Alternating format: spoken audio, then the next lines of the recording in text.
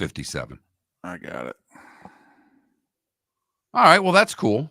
So, Pro Football Network wouldn't do audio because of last week, or yeah, this seems to be a holdup. Okay. I tried to say, this is how Canada came on the show for a year, but whatever.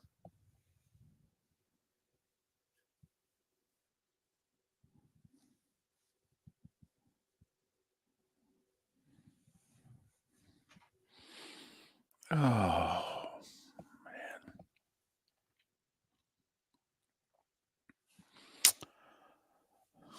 Look at Ambient going, yo. Simple yo. EB, AJC, very formal AJC. Good morning, Mark and David. Ooh. Baby Jules, Coffenbaugh. Appreciate all of you. Thank you.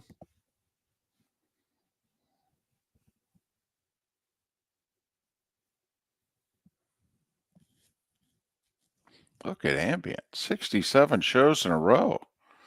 Hell, Ambient, I haven't even done 67 shows in a row.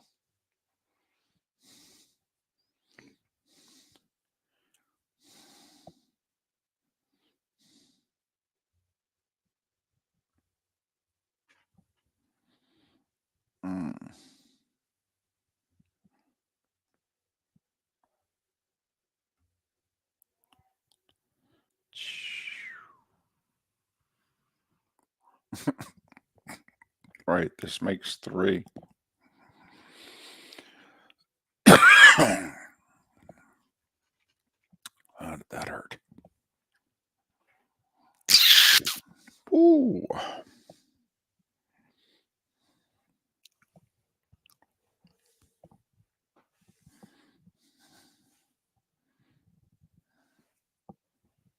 Oh.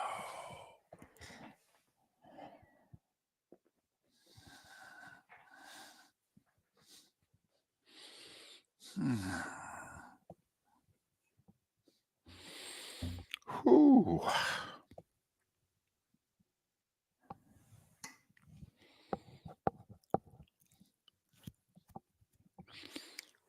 Feeney, is that your Colonel Klink impression? I know nothing. Nothing.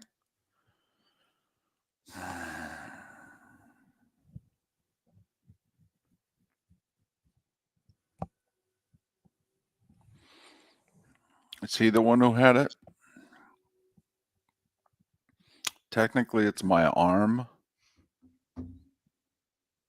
but Sergeant Schultz got it. I have a rod connecting my shoulder to my elbow on my right side. Well, Ambient, glad you voted. I want everyone to vote.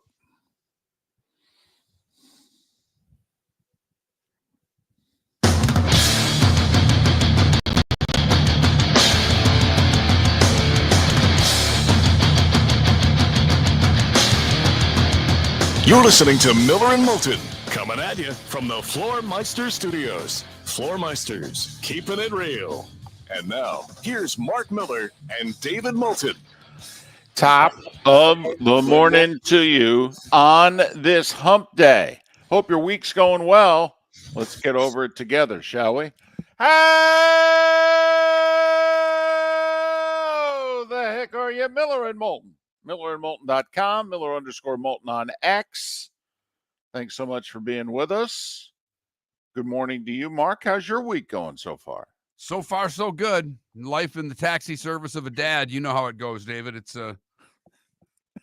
just from one practice to another. That's how we roll.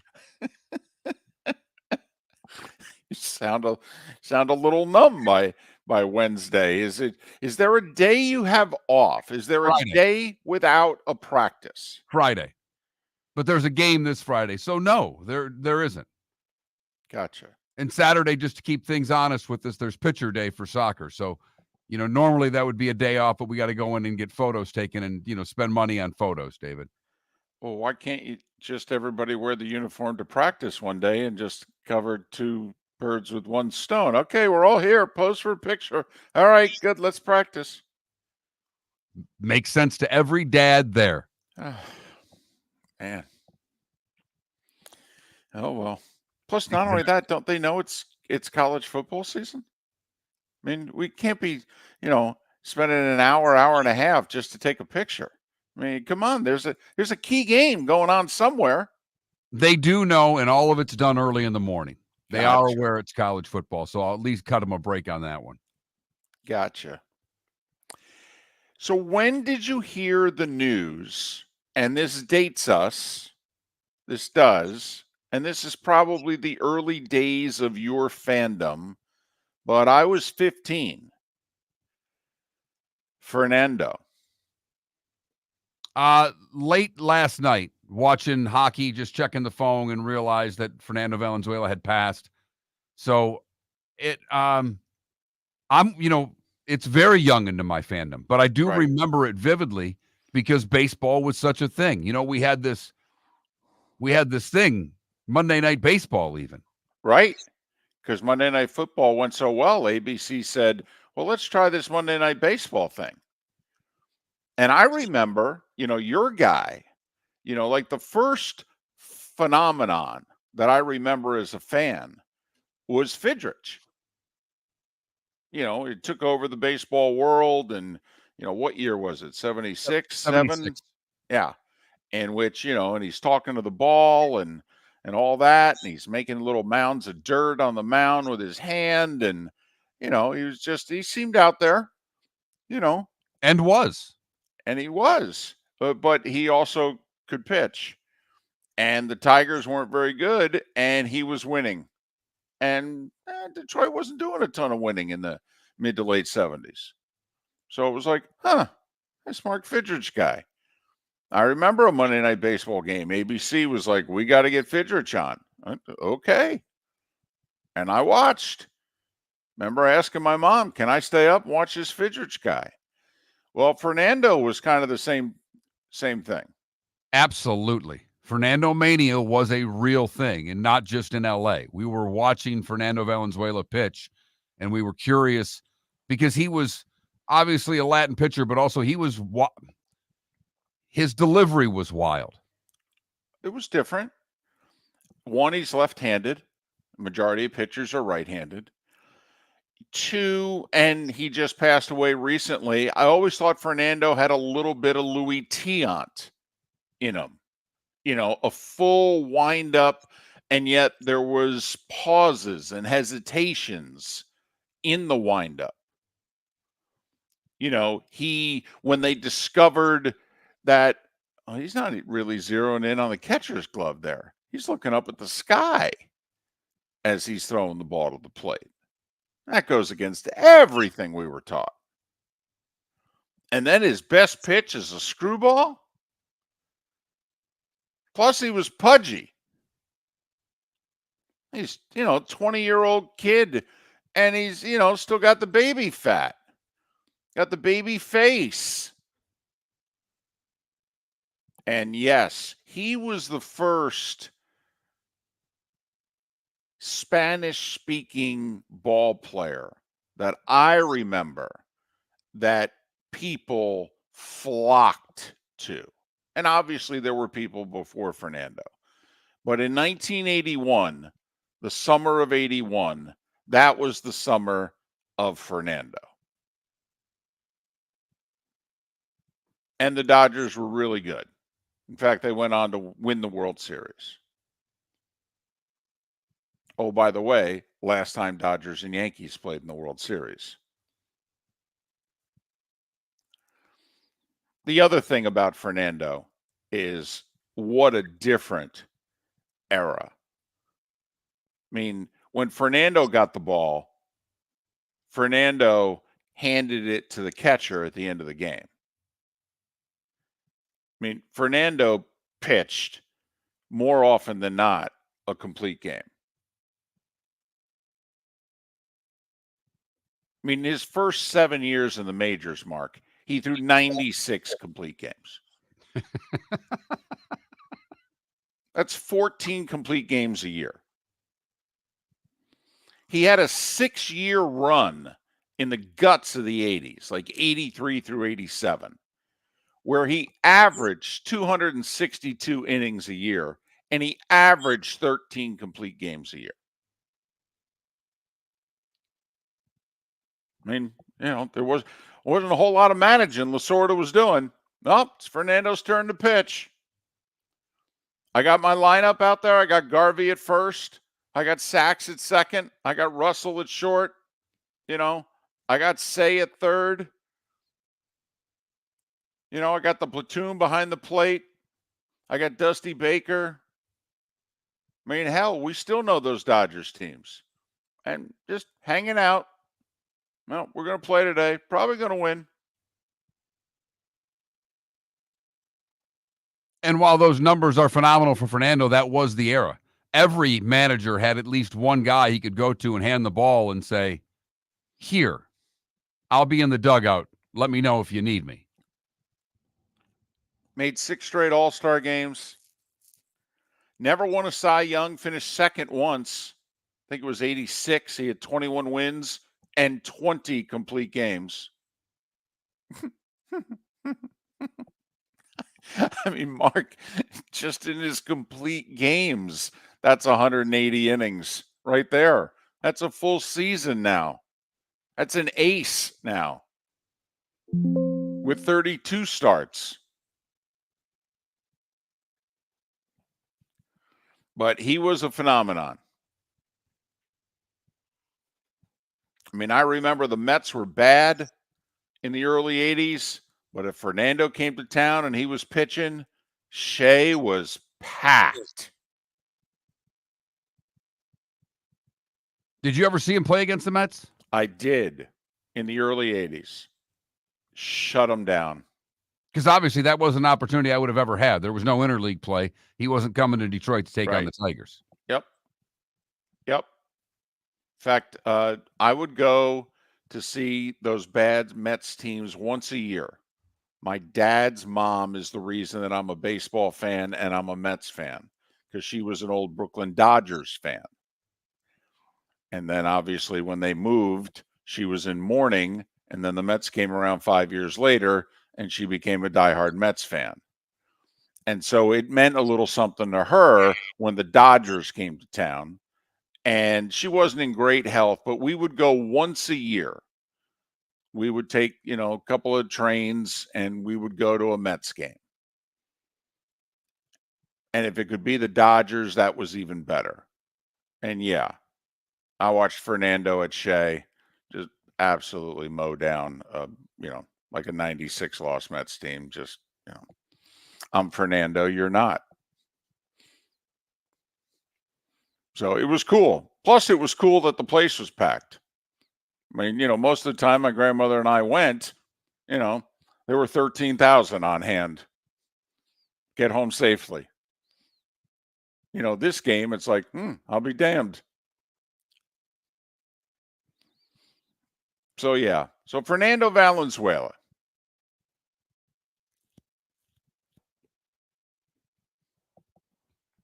Passing away at the age of 63 on the eve of the Dodgers and Yankees playing in the World Series for the first time since he was a rookie.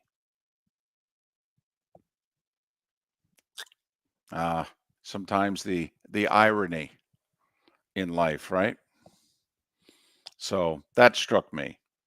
It hit me this morning. I didn't hear the news yesterday. It hit me this morning.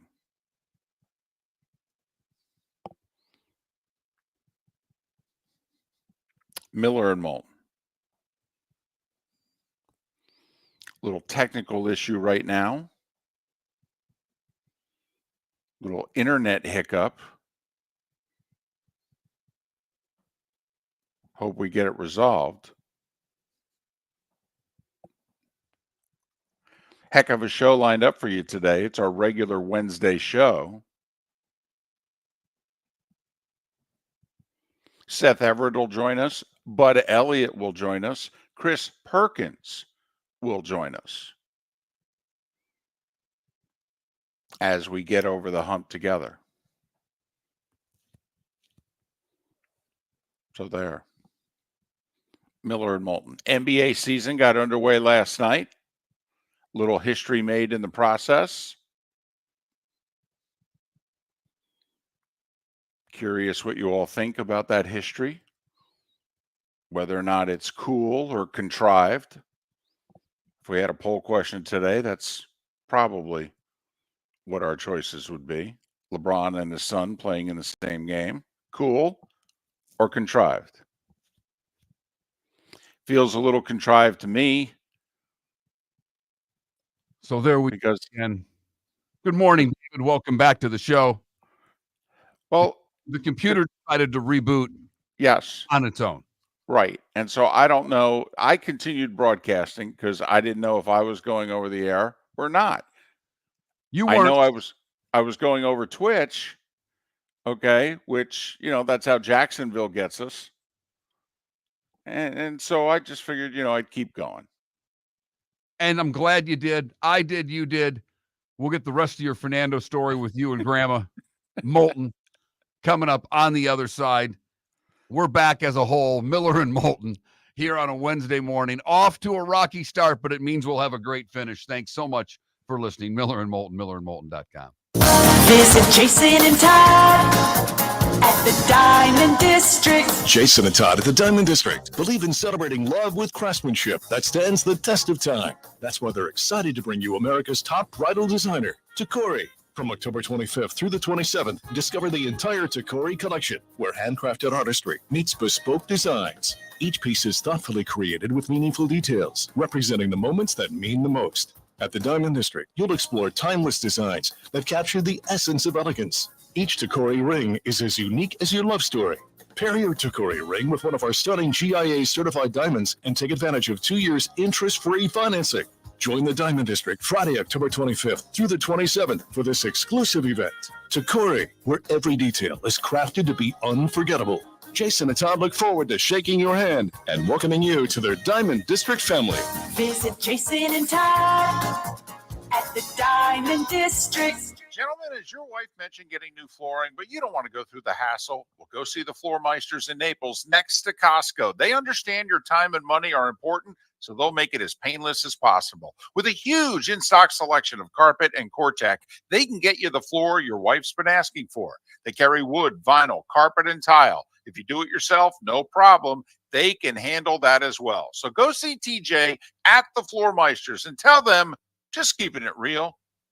American Paint Supplies, for nearly 30 years, is your one-stop shop for all your coating needs. If you are a designer, a contractor, a professional painter, or a weekend warrior, American Paint Supplies is the place where experts go to get expert solutions. At 6100 Shirley Street in Naples off of Pine Ridge, American Paint Supplies delivers the best solutions with the best products with the best support. Meet Gene and his team today at American Paint Supplies. Call 239-566-2700. That's 566-2700 or online at AmericanPaintSupplies.net. This is Miller and Moulton.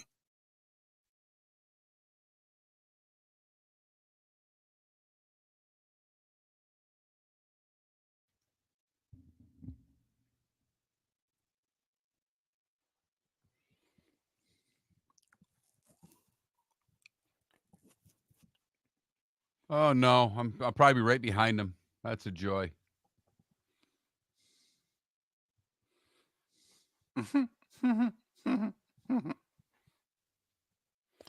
Well, they can just let people play through. No. That makes it slower. Just keep going, keep up with the group in front of you.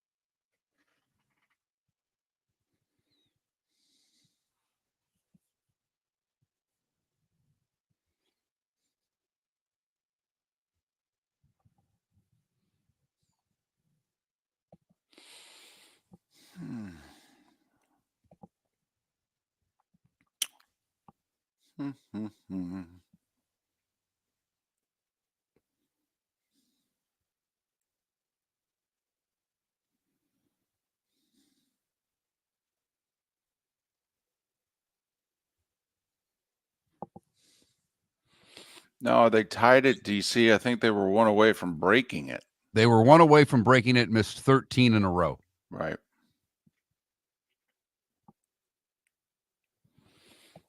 And that's because they found out.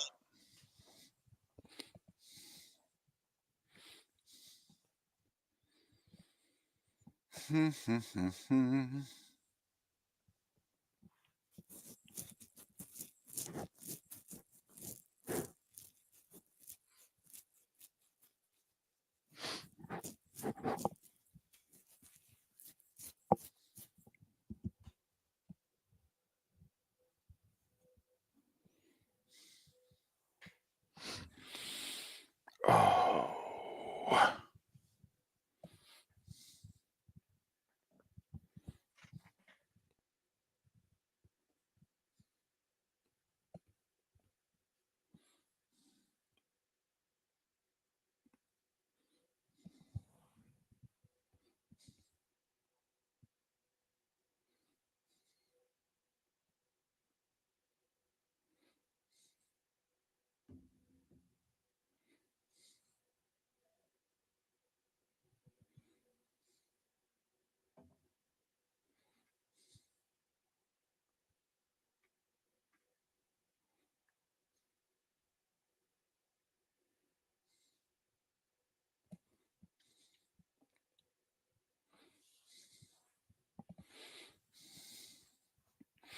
Undefeated Liberty against winless Kennesaw State tonight. Liberty's not good either. But their schedule's amazing. Yes. Liberty so far has beaten the juggernauts known as Campbell, New Mexico State, UTEP, East Carolina, and FIU in overtime. They had a game against App State canceled because of the hurricane.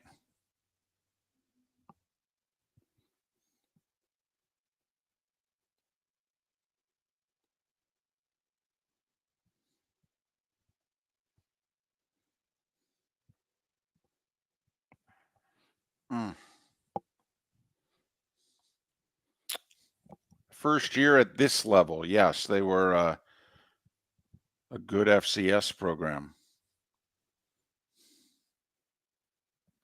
Had made it to like the Elite Eight, I think, a few years ago in the football playoffs. Made a super regional in baseball like half a dozen years ago.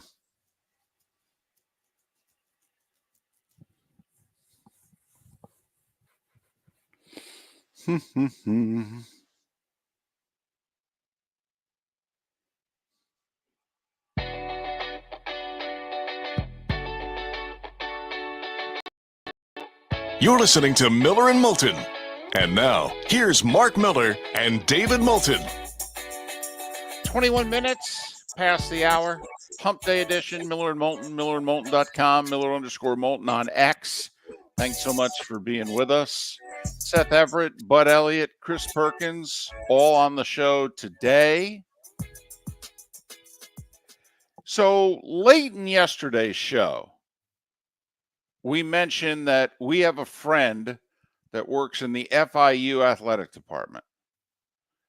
And we just wondered, so this whole Tuesday, Wednesday night college football thing, you know, part of the 55 straight days of football that we as Americans are being served right now, and we're not even halfway through it.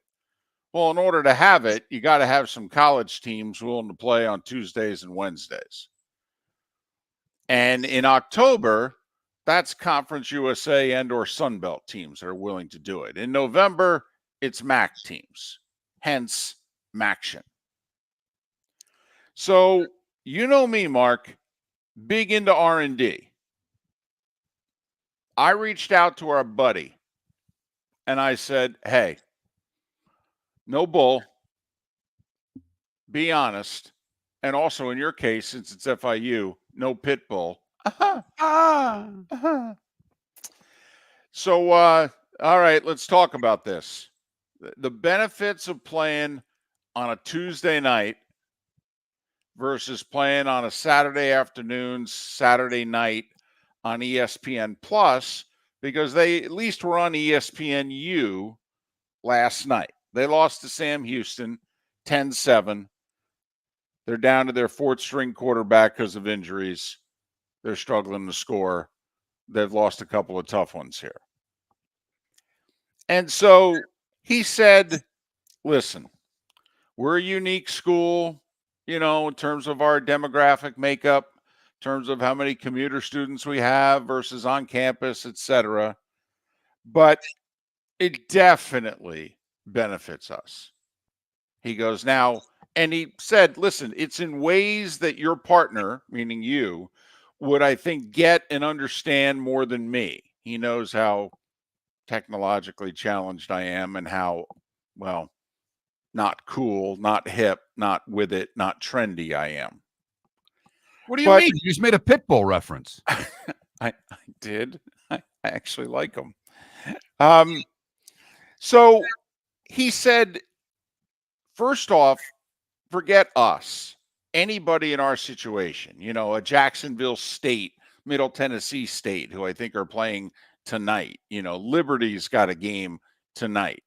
He said, you probably benefit more nationally than you do locally by playing a game like this. So that first off, you have to gauge whether or not that interests you or not, just getting your name out there, so to speak. But he pointed out a few things. He said, how much is millions of impressions on social media worth? Well, we think it's worth something. And so they knew this game was going to be on ESPNU during the summer. So they had a big promotion for last night, Vice U, the Miami Vice thing, and also the U thing, connecting the network. And so ESPN bought in, and ESPN did a special intro. And, he said, we can take that intro and we can send it out on our social media platforms. And, how much is this worth to a school? You decide.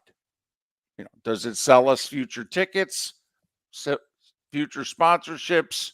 I don't know. Does it get you future students? Right. I mean, that's the other side of this. Does it Right. expose you to the potential incoming freshmen or down the road incoming freshmen? And these are things that I think you would appreciate with your marketing background. That our buddy just pointed out, hey, Jalen Waddle was at the game. Jalen Waddle's not going to be at the game if we're playing Saturday. I mean, he's not. But Jalen Waddle just showed up. We're supposedly a little cool. Pit bulls gotten involved in our athletic department. We had a Spanish-speaking singer do the anthem who's got 7 million followers on X, and we did a whole $5 ticket section, for fans of that singer. We had $1.5 million boat on the sidelines where people could sit in it for free and, just kind of be closer to the action and watch the game and what have you. He said, that's kind of what Tuesday night is for us. He goes, now, if we weren't so banged up and we were 6-2 instead of 2-6, maybe it'd be different. But as it stands right now, a lot of the teams that are being scheduled on Tuesday and Wednesday nights happen this year to not be good. I mean, Liberty's the exception. They're undefeated. I mean, haven't played anybody. We don't know how good they are, but they're undefeated. But they're undefeated. But they're also playing a winless team tonight in Kennesaw State. So, he said it's really, what is branding worth to you? And we could joke here because Miller and Moulton have not particularly been good about branding Miller and Moulton. We could do a better job of that. And certainly I'm terrible at it. But he said it comes down to branding. And if branding is important and you think branding has value, then he's like, oh, yeah, these Tuesday, Wednesday night college football games for all the schools in the FIU boat. He goes, oh, yeah, this can be a BFD, especially if you do it properly. Good to know. I am someone who thinks branding's very important to your business because not everybody gets up in the morning saying they're going to go to this college or buy this hamburger or buy this car. They make that decision when they get ready to make that decision. Branding's a huge part of that. It always has been. So going back to their uniform reveal, the whole Vice U, FIU, they've had 8 figures, Mark, social media hits and impressions. They've had over 10 million hits because of their uniforms and Pitbull's involvement with them, etc. So, does it pay dividends down the road? Like you said, does it make it a cooler place even for your kid to go to school at? Never mind, does it make any impressions with future sponsors in the athletic department, etc. But I must admit, I was surprised when Jalen Waddle was at the game. I went, I'll be damned. Sam Houston, FIU, Tuesday night? Nothing else going on. Taking in some ball. Well, I mean, he could have gone to the Minnesota Wild Florida Panthers game. He could have. But he would have watched the home team get whacked in that one too. I know. Even though according to the stat sheet, they kind of outplayed them, but not on the score sheet. So there you go. Just wanted to, how I'm big into follow-ups, Mark. All my time in local news, found out the viewers love a follow-up. So we brought it up yesterday as to, hey, what is the real value of these Tuesday, Wednesday night games? Man, I really wish I had a sounder. That is a Miller and Moulton follow-up. Well, that'd probably be like branding. Or Brando. One or the other, yes. Both of those lacking on this show from time to time. But you never know when we'll get Tim back on. Well, we have to have a lot of time. All right, that's all. It has to be one or a lack of questions. It only Miller takes and one or Moulton. two. The starting 5 is coming up.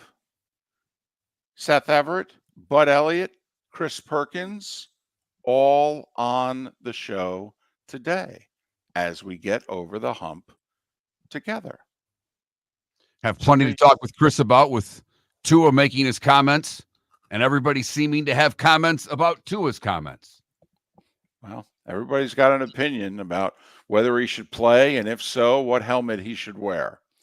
The starting 5 is next on Miller and Moulton, millerandmoulton.com. The world-famous cigar bar started as a neighborhood place in downtown Fort Myers, and now it's a brand, a destination, with 4 locations. The original place, Henry Street, Fort Myers, Gulf Coast Town Center, on Southeast 47th Terrace off the Cape Coral Parkway, and the Lounge on West 1st Street in Fort Myers. A place to go, whether you just need a relaxing drink and a smoke after a tough day at work, or a place to go celebrate. From relaxation to celebration, the world-famous cigar bar. At Physical Therapy and Balance Centers, our goal is to help you love your life. When your life is sidelined by an injury, dizziness, surgery, or condition keeping you from doing what you love, we're here to help you heal and feel your best. Our therapist evaluation will determine the root cause of your health challenges, resulting in a unique treatment plan customized just for you. Visit www.physical.com to find your nearest location and see how we can help you love your life. Honey, you want to come out? I haven't seen you since Glass Doctor installed our custom shower enclosure. No thanks. Well, you can't keep eating breakfast in the shower, and laminating your magazines is getting expensive.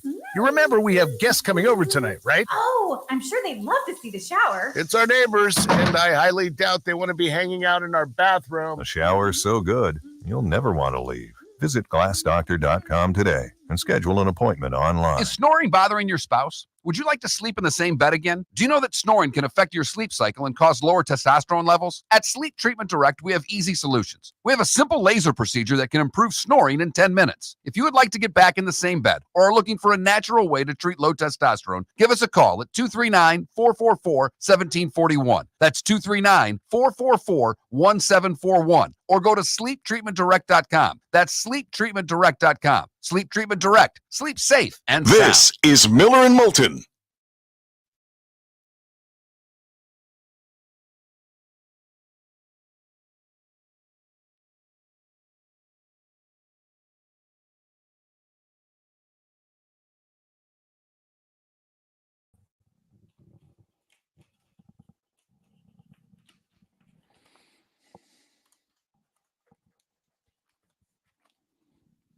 Ambient, I've got Colorado by 600. And the Broncos by 800 this week.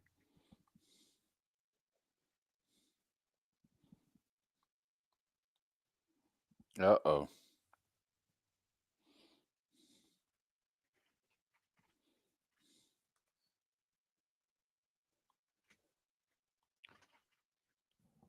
In fact, we should move the nation's capital to Denver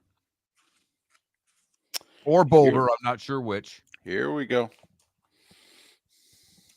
It is the center of the universe. Starting a little early.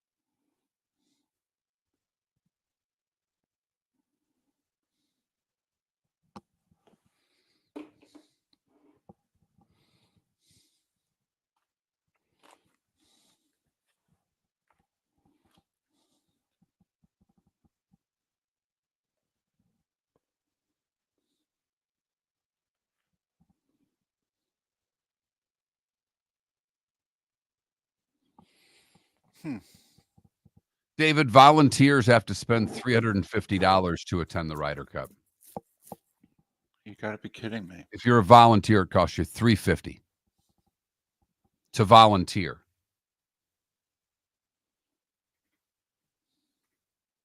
Honestly, I hope if I was a player, I would organize a boycott. I really would. I'd say this is disgusting.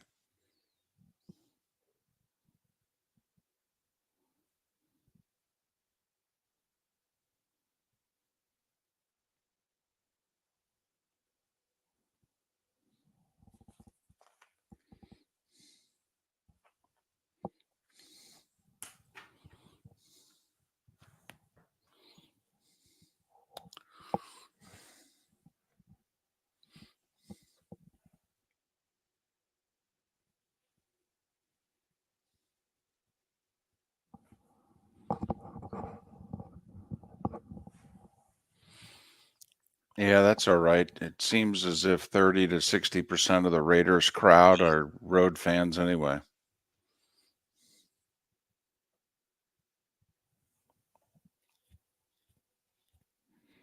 I will say the people of Vegas, though, are into the Raiders. Like when I've been, I mean, they're in on the Raiders. I mean, I sense the Raiders are bigger in Vegas than the Rams are in Los Angeles. But that doesn't necessarily mean that the people in the stands aren't selling their tickets.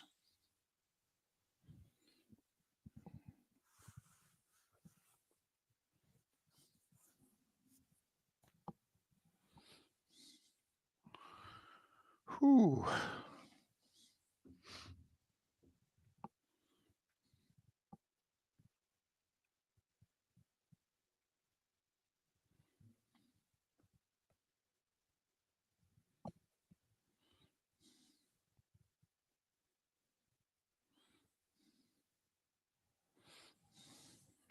Ambient, I got Colorado. By 800. I can't believe the spread's only 5.5, and I'm not even joking when I say that. Probably have it in my picks this week. Look at that. Jumping on Dion and the Buffaloes.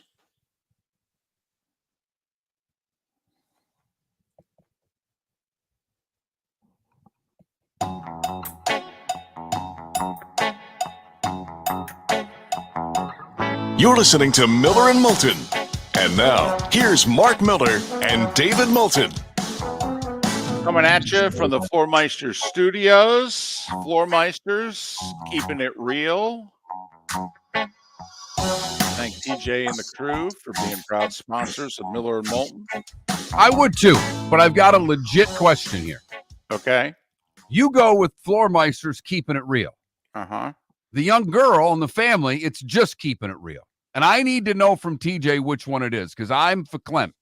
Well, the daughter in the house, my daughter, goes with just keeping it real. Very fired up that we have Floormeisters as a sponsor. well, I did correspond with TJ recently about, changing up the ad. So I'll dig deep into this, Mark. I'll get to the bottom of it. What is the slogan after all? We want to represent you properly. Exactly. And I believe it's just keeping it real. Okay. But that's just from watching a lot of games. I mean, they're out there, not only here on radio, but they do a lot of TV. They're the big advertiser in Southwest Florida. So we got to make sure we're representing TJ and his family properly. 10 years in business and all. Just keeping it real. Oh, look at that. Sensed a little sarcasm out of you right there coming at me. Not at all. Covering Not TJ, just at me. Covering my bases. That's all.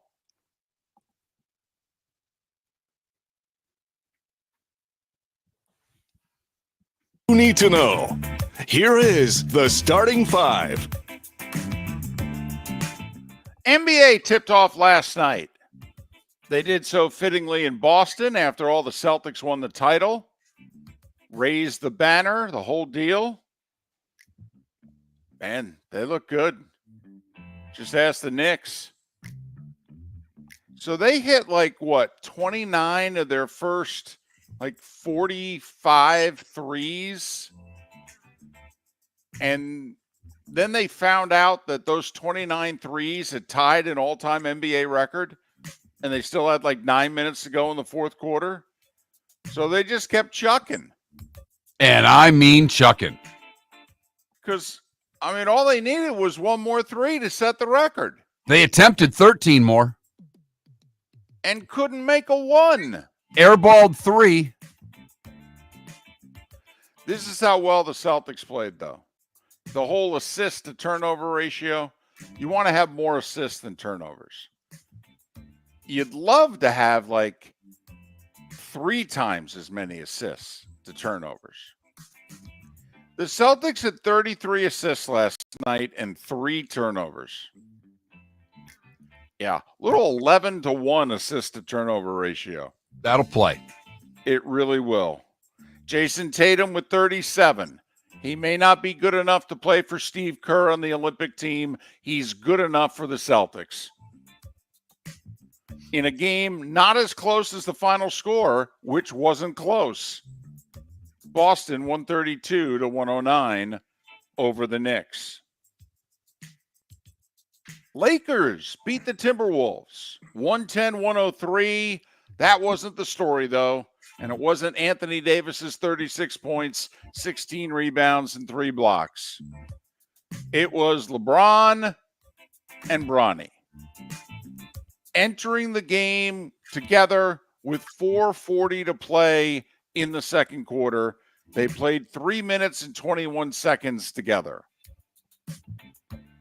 First time a father and son had played together in an NBA game. Bronny was taken out with about a minute and a half to go in the half, never to play again. Lakers held off the T-Wolves 110-103. Before the game, the T-Wolves announced Rudy Gobert signed a 3-year, $110 million extension. That didn't help any of his defense on Anthony Davis, however. No. $37 million a year is pretty good for a guy who can't score a lick. Just saying. But I wonder, Mark, if we did poll questions, which we don't do anymore, but if we did one, LeBron and Bronny playing together in a game last night, simply cool or contrived? Where do you come down on that? It's both, but I'm going to lean cool. Okay. I mean, at the end of the day, LeBron runs the Lakers. He runs the league. He does whatever he wants to do. He wanted to play with this kid. They made it happen. For someone who has a son, it's pretty cool. There you go. NBA really tipping off in earnest with about half the league involved in games tonight. Sad news in baseball as the sport gets ready for a Dodgers-Yankees World Series for the first time since 1981. One of the stars of that World Series, Fernando Valenzuela, passed away at the age of 63 yesterday. Fernando Mania took over the sport in 81. He won Rookie of the Year and the Cy Young, which was unheard of at that time. He threw a no-no. He pitched 17 years in the majors. Had over 100 complete games. Hell, he nearly had 100 complete games his first 7 years in the league. Fernando Mania. Fernando Valenzuela, who broadcast Dodgers games on their Spanish network for many a year, took a leave of absence right before the playoffs to focus on his health. Fernando passed away at 63.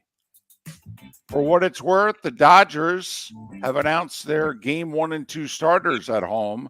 Jack Flaherty, game 1. Yamamoto, game 2 for the Dodgers. Yankees so far have only announced Garrett Cole opposite Flaherty, game 1. Well, that's because they have so many starters to choose from and to set all this.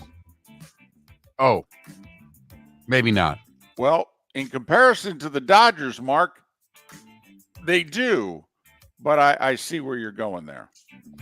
It is remarkable. 2 teams who were the number 1 seeds in their respective leagues and yet seemingly have so many weaknesses. Because $300 million payrolls, Mark, just don't get you what they used to. So Major League Baseball was asked, hey, what are you guys going to do about the Rays? I don't know if you noticed, but their home was kind of sort of destroyed in a hurricane. They said, oh, no, we've noticed. 2 things. First off, Major League Baseball has said, yeah, this whole them playing their games in Miami or Atlanta or anywhere outside the region, that doesn't interest us at all. So we're looking at making it work with minor league facilities within an hour or so of Tampa St. Pete. Now, there's a thought that maybe they do a 6-game homestand in Lakeland, and they do another 6-game homestand in Clearwater, and they just kind of go from stadium to stadium, depending on which one's available. Somehow I have a feeling Major League Baseball and the Players Association isn't going to like that. Mark, there seems to be 2 cities and stadiums that make the most sense. Think about it. You need an airport that can handle the flights coming in from other major cities, preferably direct. You need a couple of good hotels.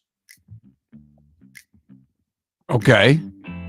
Orlando, which doesn't have a minor league team anymore. The airport's within a half an hour of Disney's Wide World of Sports complex. The stadium's obviously available. Orlando, and a little over an hour from where the Rays play, but, an hour basically from Tampa, keeps them in the quote unquote region. The other thought is Sarasota. The Orioles do spring training there, but the Orioles do not have a minor league team that calls that stadium home. So the stadium's available.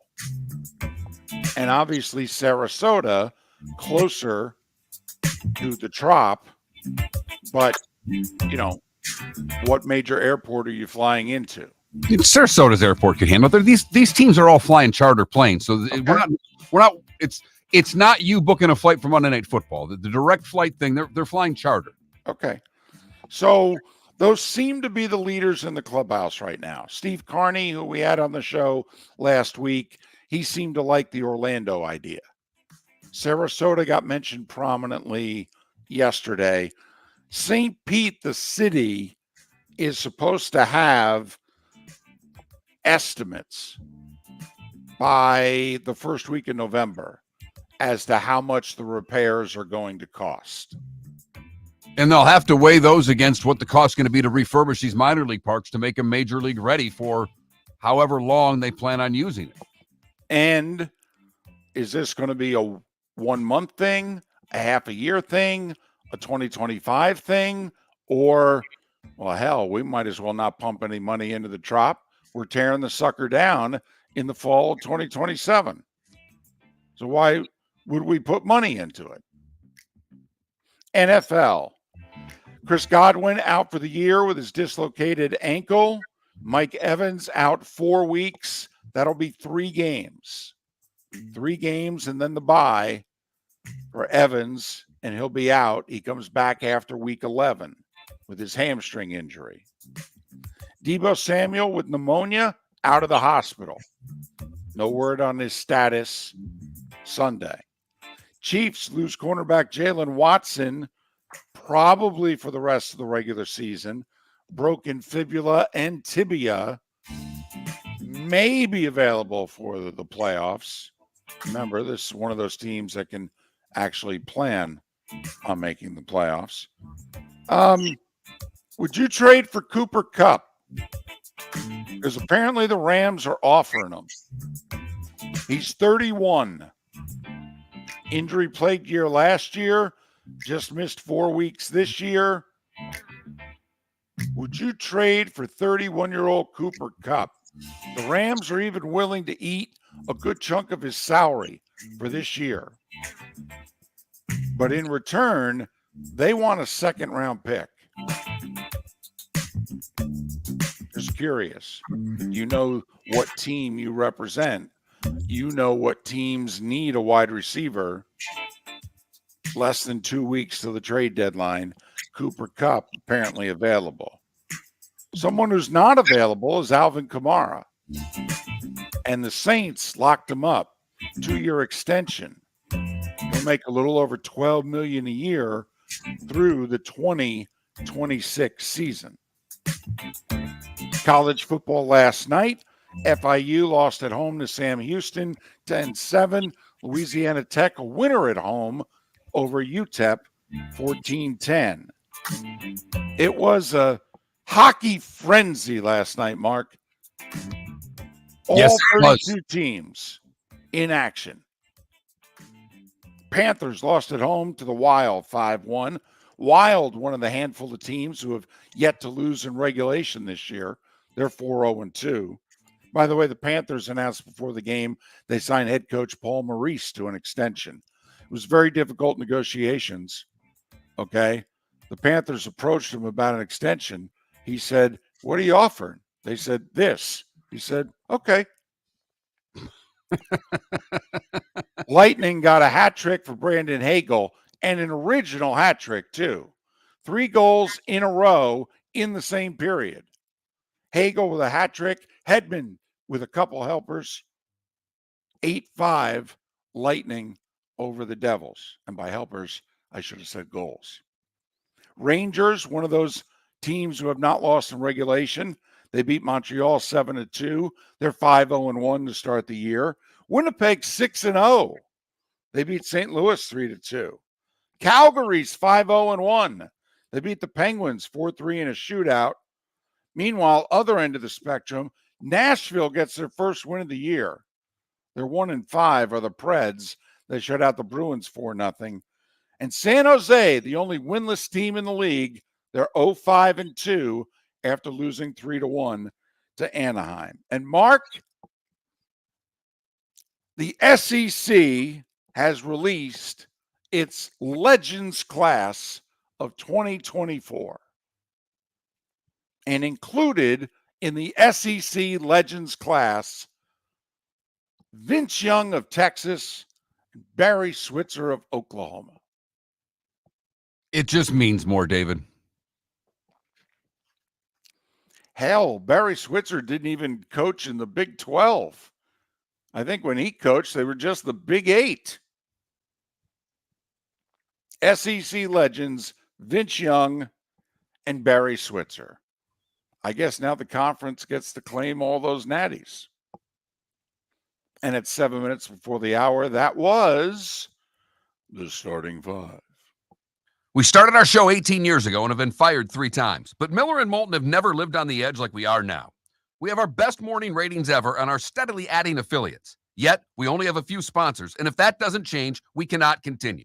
But if you want to advertise on Miller and Moulton, reach out to one of us directly by texting sponsor to 21,000 or by contacting me on X at @MarkMiller or David at @TheDavidMoulton. You can save Miller and Moulton and make your business some serious money by texting 21,000 now. Gentlemen, as your wife mentioned getting new flooring, but you don't want to go through the hassle, well, go see the Floor Meisters in Naples next to Costco. They understand your time and money are important, so they'll make it as painless as possible. With a huge in-stock selection of carpet and Cortec, they can get you the floor your wife's been asking for. They carry wood, vinyl, carpet, and tile. If you do it yourself, no problem. They can handle that as well. So go see TJ at the Floor Meisters and tell them, just keeping it real.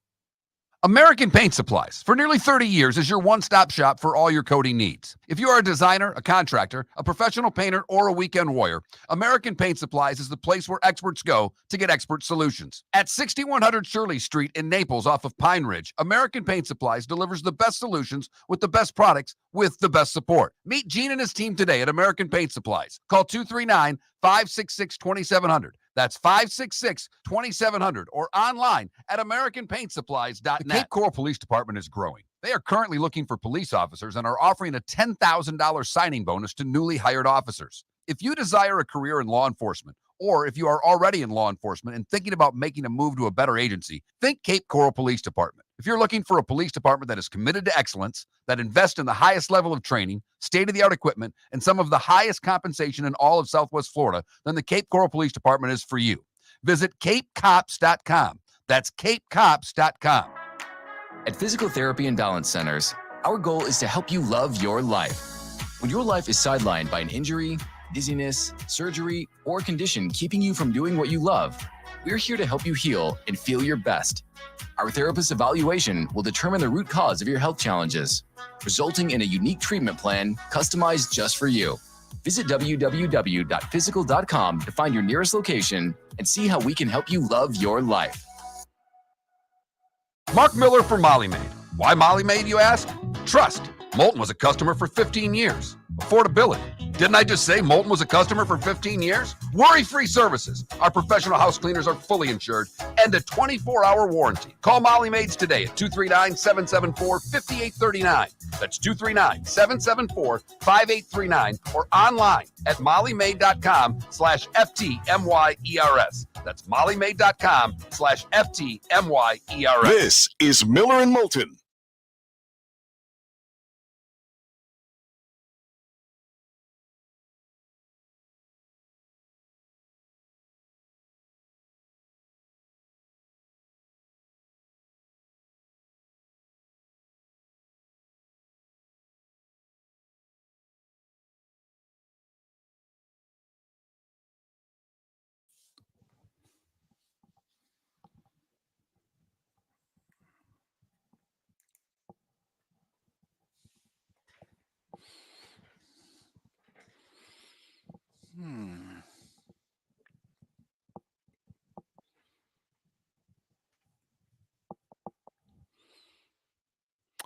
Well, Johnny, and I know one of the things they're considering, do they just not repair, the roof? The problem is they have no drainage. And if they're going to expose the stadium to the elements, they have to be able to drain the water.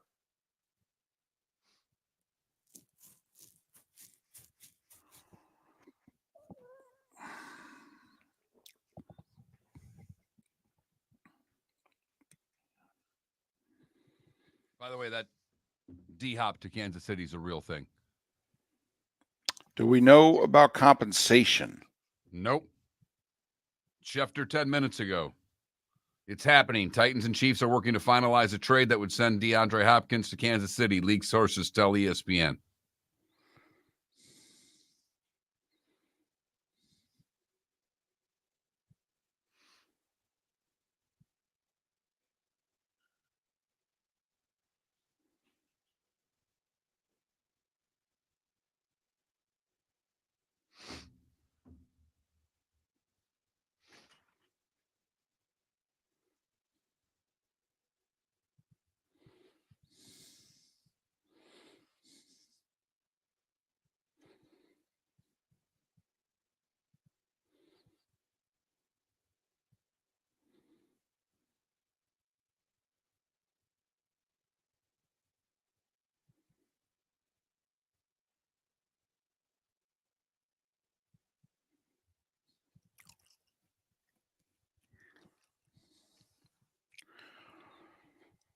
Ooh.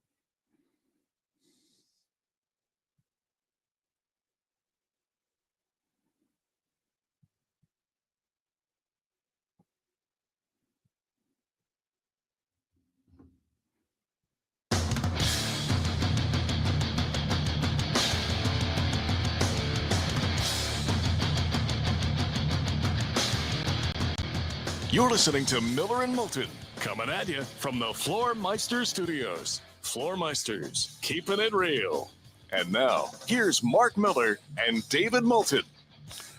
Hour 2 of Miller and Moulton on this hump day. Seth Everett, Bud Elliott, Chris Perkins, all to join us beginning 1 hour from now. We have breaking news and we have a developing story. The developing story is, Mark, according to my sources, very close to Floor Meisters. Your daughter is right. It's just keeping it real. Floor Meisters, just keeping it real. That's going to cost us some money. That is. Okay. First off, I'm sure you made a friendly wager with your daughter, so that could cost you ice cream, some chocolates. You can't go raid the cupboard for a day or two. But, sources very close to Floor Meisters, I'm wanting to sound as much like Adam Schefter as I can. Sources close to the situation tell me Floor Meisters, proud sponsors of the Miller and Moulton Studios, Floor Meisters, Just keeping it real. Correct. Correct. That's number one. And in honor of Adam Schefter and his style of reporting, Adam Schefter is reporting, oh, it's happening. Oh, we're doing this. More trades. The Chiefs, unbeaten. They need more. They need wide receiver help. And they're calling the Tennessee Titans to get it. D-Hop headed to the best barbecue in the country, at least in the NFL, at least in the parking lot. Oh, it's the best smelling parking lot ever. Whew, it's awesome. So 32-year-old DeAndre Hopkins, who's a free agent at the end of the year. This is a rental. You do not have to commit long-term at all. He's got voidable years on his contract. He's an unrestricted free agent next year. 32-year-old D-Hop. Chiefs are getting him. Mahomes needs help. Kelsey needs help. Remember, what was it, 2 years ago? They gave a third and a fifth to the Giants for Kadarius Toney. Now, Toney was only a second-year player, had fallen out of favor with the organization. He had 2 big punt returns in the Super Bowl. I don't know if the Chiefs win that Super Bowl against the Eagles without Toney, but then Toney blew up on him, and he's now no longer with the team. But is a third and a fifth worth it if a guy comes in and make some big plays in January and February to help you win a ring? We don't know what the price tag is, Mark, for DeAndre Hopkins for 2/3 of the season. But based on what Devontae Adams trade got, that was a third that could be a second, but more than likely is just going to be a third. I can't see it being much more than a third or a fourth. No, I can't either. My guess is it's a third because Tennessee's going, guys, you're going to be drafting 29, 30, 31, 32. I mean, do we really have to wait to day 3? I mean, if you want them, give us a third because it's a late third, probably in the 90s. So, yeah, that's probably the compensation. You in favor of that? Oh, absolutely. Okay. On both sides, by the way. Tennessee has no need to keep them around. They're going nowhere. They've got nothing to play for. This is going to be a bad football team. They're already preparing for next year and who their next quarterback is going to be because Will Levis obviously is not the answer. So Right. Tennessee's, they've moved on from this whole draft with Levis and everything else that goes with it. They're preparing for 2025. Top 100 pick, fine. Get rid of D-Hop, make him happy. He goes to Kansas City. I'm all for Kansas City getting a receiver. With Rice being out, with everything they've gone through injury-wise already this year, that's a smart move.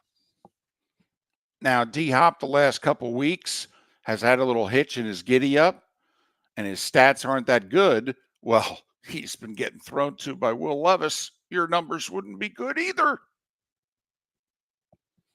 But now, Mahomes, Andy Reid, the Chiefs. And I don't know how booming his numbers are going to be. We'll talk to Dr. Roto on the show tomorrow and talk about D-Hop and fantasy now as a member of the Chiefs. But just the threat of D-Hop. And obviously, this is his best chance to get a ring. Very few times when the player's that much happier than the fan base about a trade. D-Hop's happier than the Kansas City fan base could be waking up today seeing this news going, hey, look at that. D-Hop's running around his house right now going, Will Levis is out of my life. I just traded Will Levis for Patrick Mahomes. That's the greatest. Mahomes. That's the greatest trade of all time. Everything's on me. Here. Take my money. Go shopping. I'm going to go in. I'm buying everybody at the Chiefs dinner. So, and the Chiefs recognizing that they're getting by right now. They're ham and egging it a little bit. They're really leaning on their defense. Now, the defense has shown it can win them a Super Bowl. It can. But do you really want to not have the offense capable of getting to 30, 31 when you need it that one time? And right now, the Chiefs look as if they can't get to 30, 31. You know, think about the Super Bowl that they won 2 years ago, Mark, against the Eagles. It was a shootout Super Bowl. This Chiefs team doesn't look capable of winning that game. Not in its current form. Right. D-Hop will help. Are they done? Because I really thought when Cooper Kupp's name was out there, I thought he was perfect for the Chiefs. I really did. I know a lot of people think Steelers. I think he would be great for the Bucs because with Godwin out, they need that slot guy. But I thought he would be perfect with Mahomes. And if you're just joining us, the Rams acknowledging that they have made Cooper Kupp available. D-Hop 32, Kupp 31. D-Hop free agent at the end of this year. Cooper Kupp is not. Rams willing to pay down some of the salary, but they want a second-round pick. Then again, if you're acquiring Cooper Kupp not just for 2024, and let's just say we're right about the compensation for D-Hop, that it's going to cost a late third, well, that's just for 11 games and the playoffs. I mean, if you're acquiring Cooper Kupp, even if it's for the rest of this year and next year, can't you make the argument, well, I got to get a little bit more than what the Chiefs gave up for D-Hop? I'd want to do something along the lines of how the Adams deal is structured, that it would be a conditional second. He's been injured a lot. Mm-hmm. So I'm trading for a guy for 2 years. I got to get more than the rest of this year. I mean, I don't know what I'm getting with Cooper Kupp. He's been unable to stay healthy. So I would be willing to give a second, David, but it would be conditional based on number of games played. As simple as that. That's fair. I'm okay with that. I don't know if the Rams would be, but that's where I would start if I were trading for him. If you were Pittsburgh, David, would you make that trade for Cooper Kupp? Oh, hell yeah. Absolutely, I would. You know my feeling.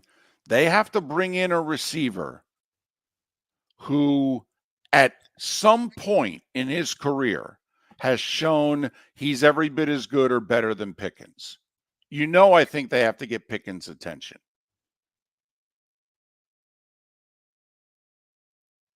Because he is a diva. Yes. And I love me my diva. By all wide accounts, he was a receivers. diva at Georgia. Right. So But this he's isn't also- anything new that when he got to Pittsburgh. No. But he's also really talented. Oh, yeah. He is. And it was just 1 week, but he looks as if he's got a little chemistry with the guy they decided would be their starting quarterback last week in Pittsburgh. Well, that's because Russ likes to throw those balls up and Pickens can go get them. Mm-hmm. Yeah. He can get it down the field, and Pickens in a 50-50 ball, I like his chances a lot of the time. I really do. I think it's more like 70-30 when you're throwing that ball to him. So obviously Miller and Moulton very much in favor of teams being this aggressive. We think they've hoarded draft picks for too long. Quite frankly, very few teams' draft record is good enough that they should be hoarding these picks. I mean, if you're going to keep missing 40 to 50% of your picks, why aren't you trading some of them for what? Proven commodities. Bucks or Steelers, where's Cooper Kupp a better fit?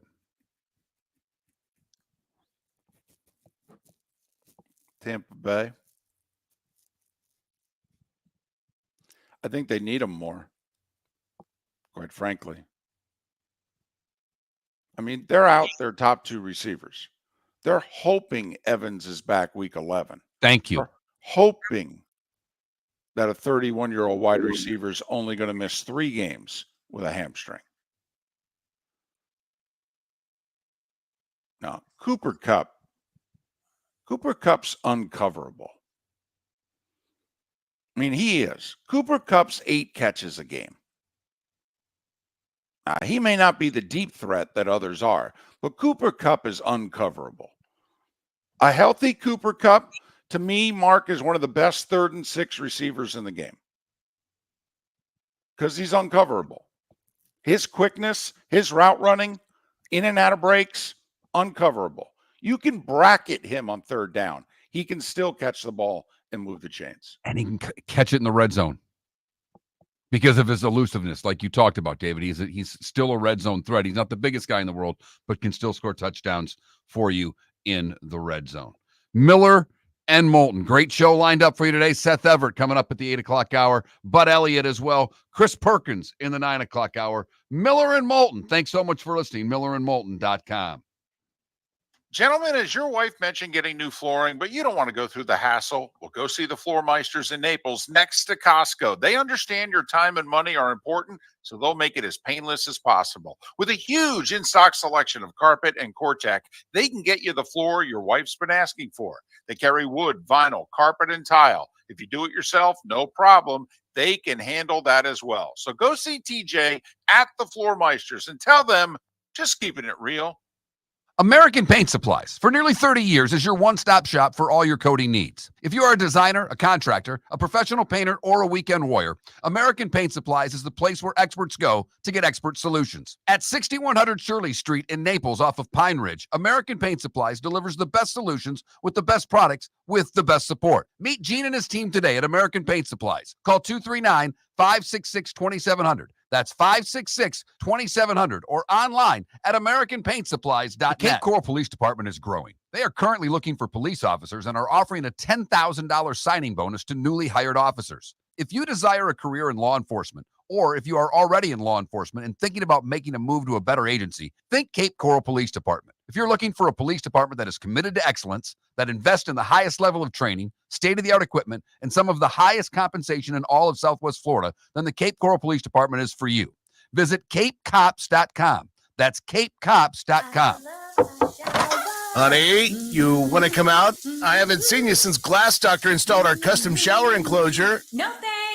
Well, you can't keep eating breakfast in the shower, and laminating your magazines is getting expensive. You remember we have guests coming over tonight, right? Oh, I'm sure they'd love to see the shower. It's our neighbors, and I highly doubt they want to be hanging out in our bathroom. The shower's so good, you'll never want to leave. Visit glassdoctor.com today and schedule an appointment online. This is Miller and Moulton.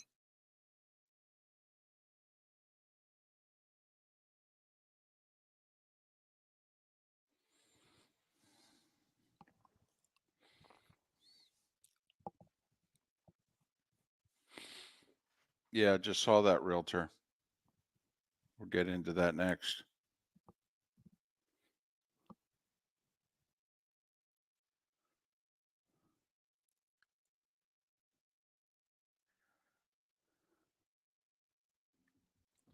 Ambient, your team is in cap jail. They're going to do nothing this year. We keep telling you, and you keep thinking that miraculously they're going to find all this money. They're not even thinking of themselves as a Super Bowl team for this year. No, you're right. There's a playoff contender, and you would really like to sneak in as a 6 or 7 seed and play a playoff game. They're not willing to give up a 4th-round pick to help do that for a 32-year-old receiver who's not going to be part of the team next year.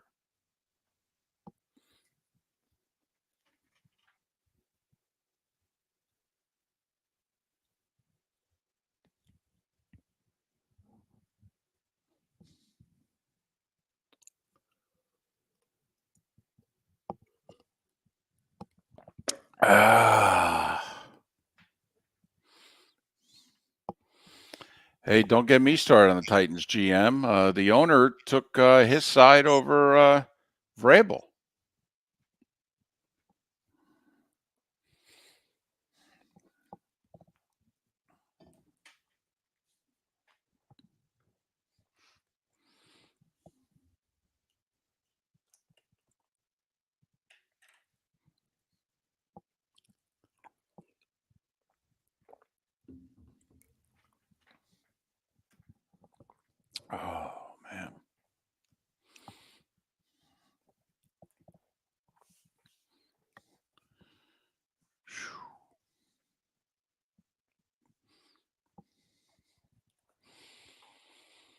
Ooh, man.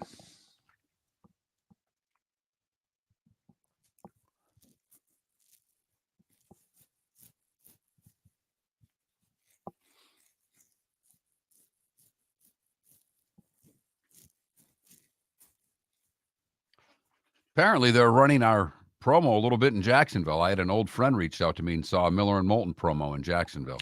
Well, I will say they have us in their TV ads.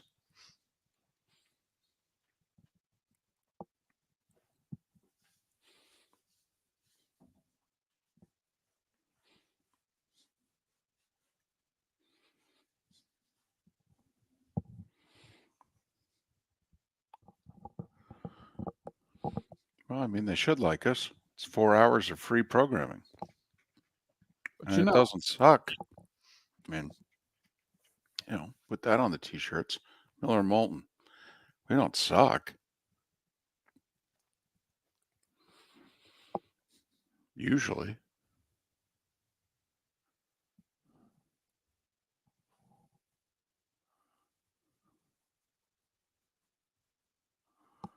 Ooh. Right. Gentle in the face. Exactly, EB. Miller and Moulton. Gentle in the face. Paula, don't try to tell me. It's been whew.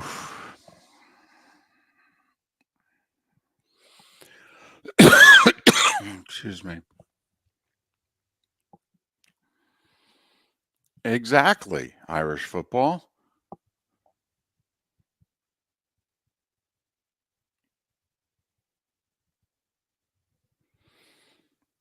Whew.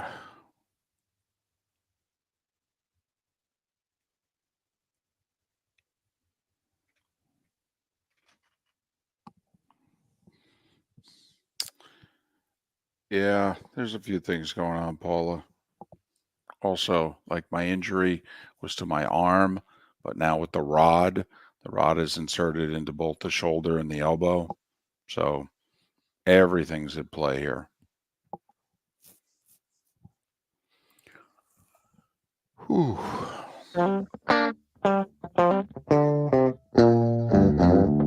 You're listening to Miller and Moulton.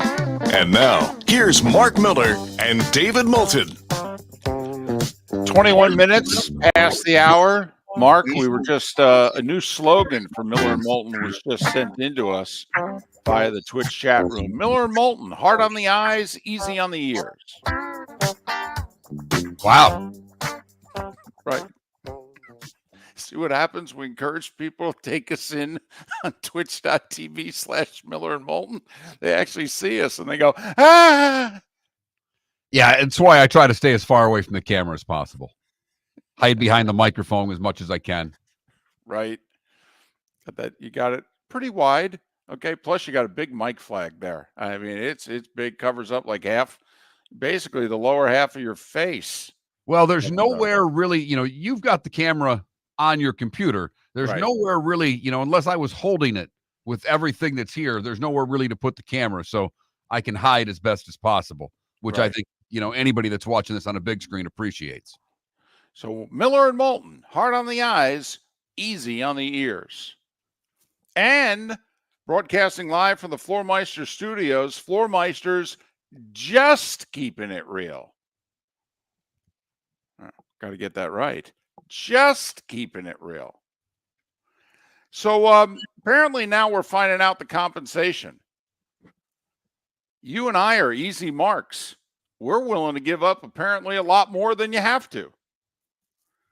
So D-Hop's going from the Titans to the Chiefs. We figured, got to get a third, right? It's a late third at that. I mean, what? Top 90 to 96 pick? I mean, please, got to get a third. Hell, they might not even get a fourth. Starting as a fifth could become a fourth. My goodness.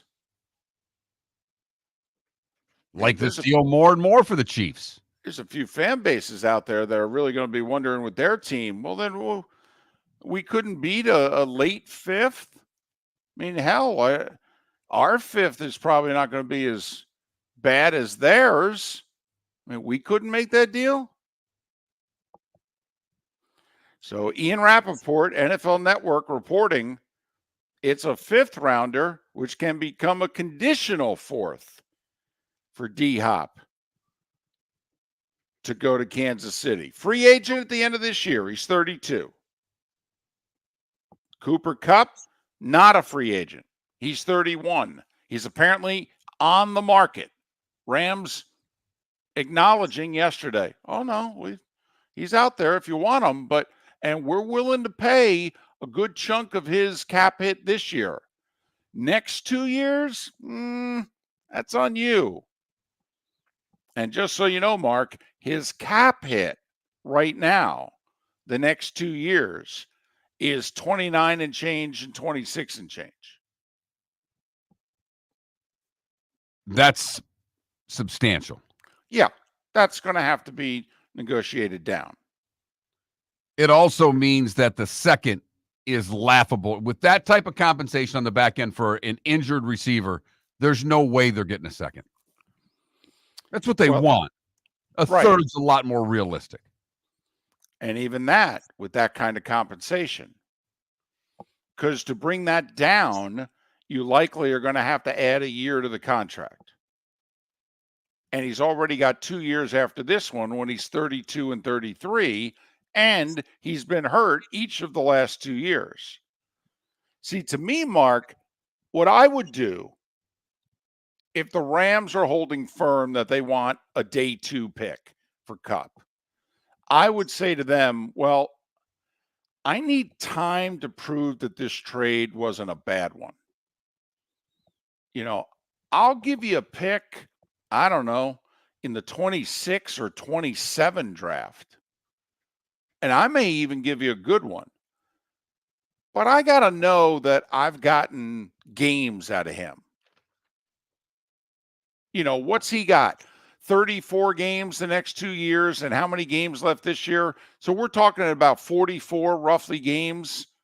I mean, I need him on the roster for what? 36, 38 of those games, 40 of those games. If I can get a healthy Cooper Kupp, yeah, for 2.5 years, okay, that has value. It has value, but the money that they're paying, that he's getting in the next couple of years is, to me, way too high for a 32, 33-year-old slot guy. Yeah, maybe.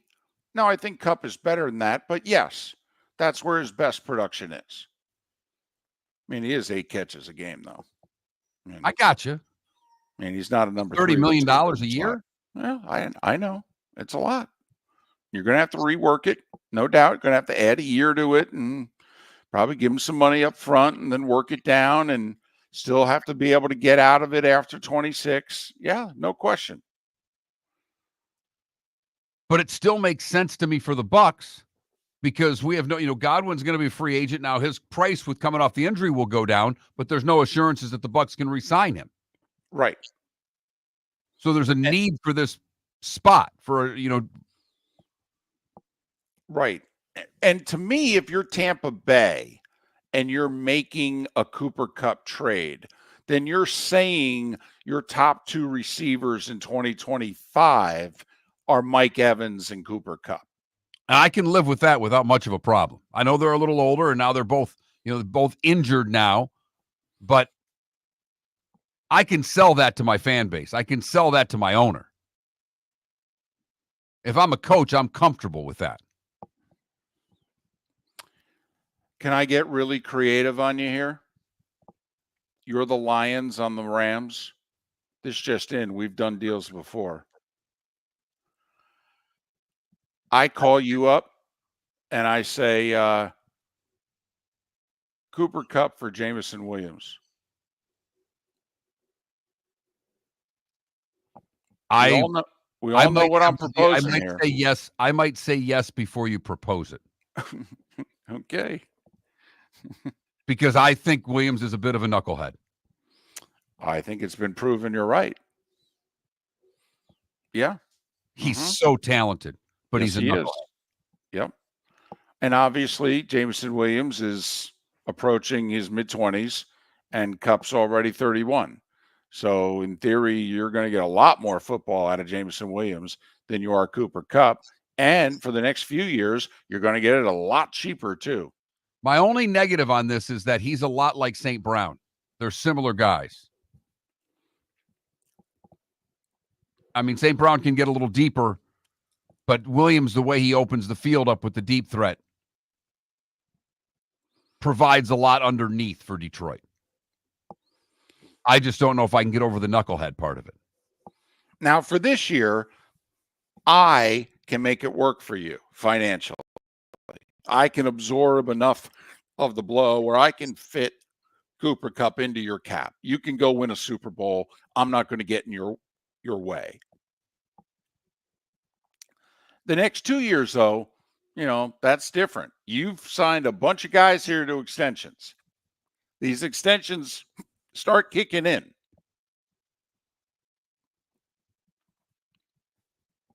Financially, that would be difficult for Detroit. It really would.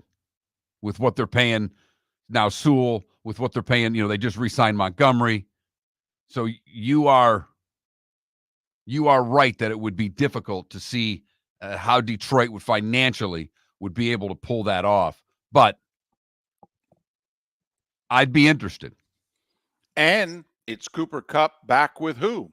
Jared Goff.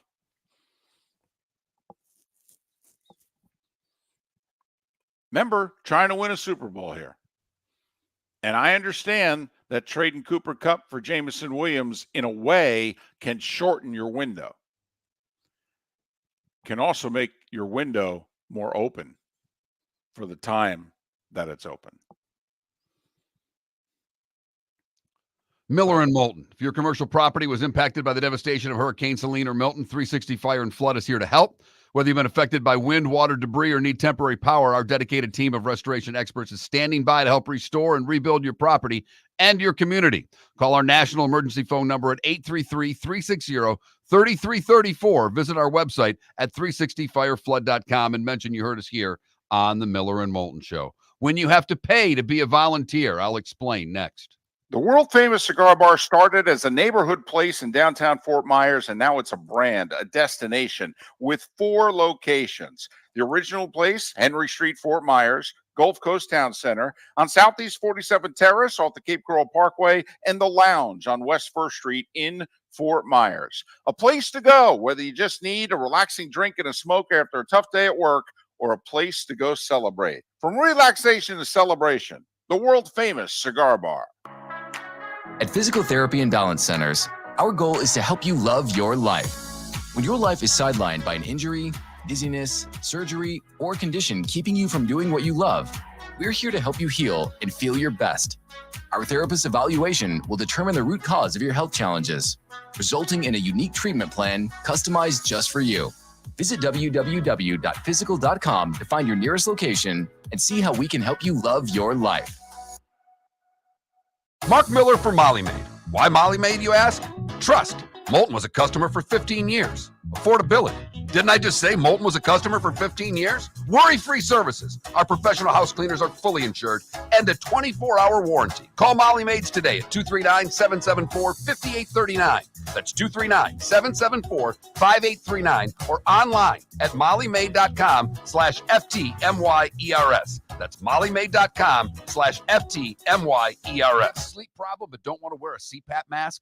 This is Mark Miller for Sleep Treatment Direct. The mask wasn't working for me, and I didn't think I had an alternative. I do. We all do. They have such simple alternatives with greater success than the mask. Visit sleeptreatmentdirect.com. That's sleeptreatmentdirect.com. And if you are like me and your CPAP machine isn't working for you, it's time for a change. Call 239-444-1741. That's 239-444-1741. Sleep Treatment Direct. Sleep safe and sound. This is Miller and Moulton.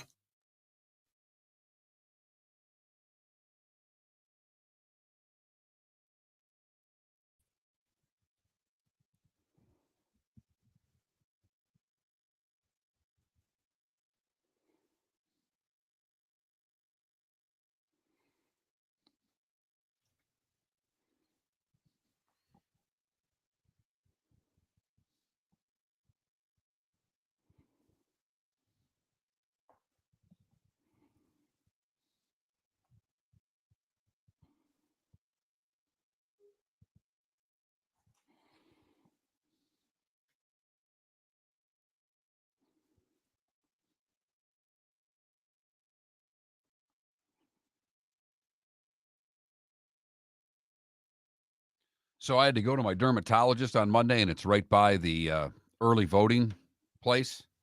Mm-hmm. What a zoo. They were all lined up to vote on Monday. Yep.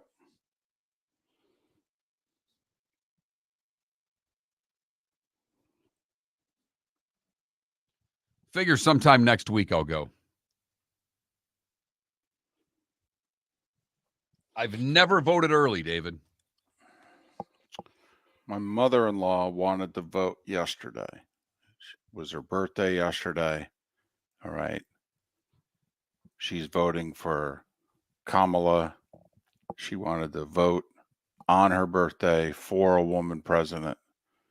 So, okay. So we voted yesterday. My wife had a cheat sheet. Oh, I bring the ballot right. Like, I fill the ballot out and I bring it right in with me. Right. I, of course, had fun with that. I said, you got your cheat sheet? She goes, yeah. I go, I got to admit, I don't know why you need it. Well, you know, I go, you're a liberal Democrat. I go, how complicated is the ballot? More for the local stuff. Well, that's what she tried to sell me on. Well, you know, judges and this and the other thing. Okay. First off, I vote all judges out by general rule. I do as well.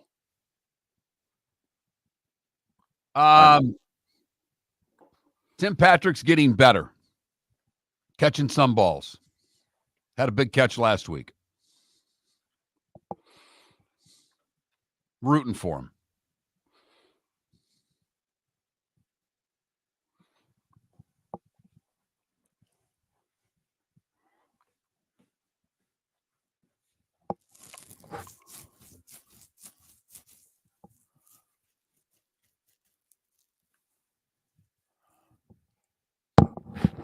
I haven't voted yet, and no, I would never share who I vote for. It's none of your business.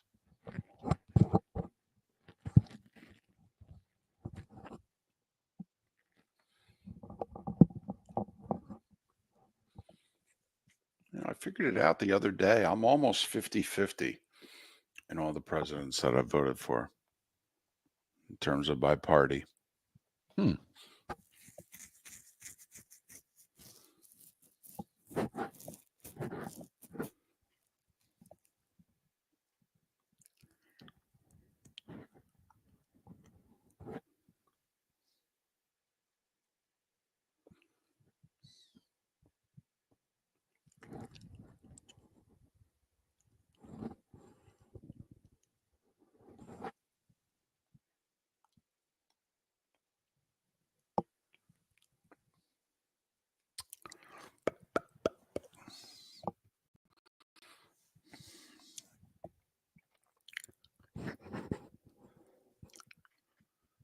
Trying My to favorite, do the news.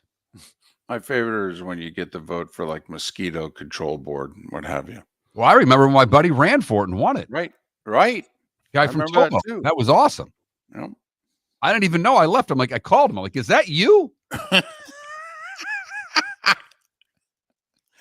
If so, I voted for you.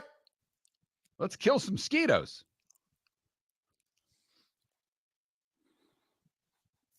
You know, DC, I should figure out what my picks winning percentage is.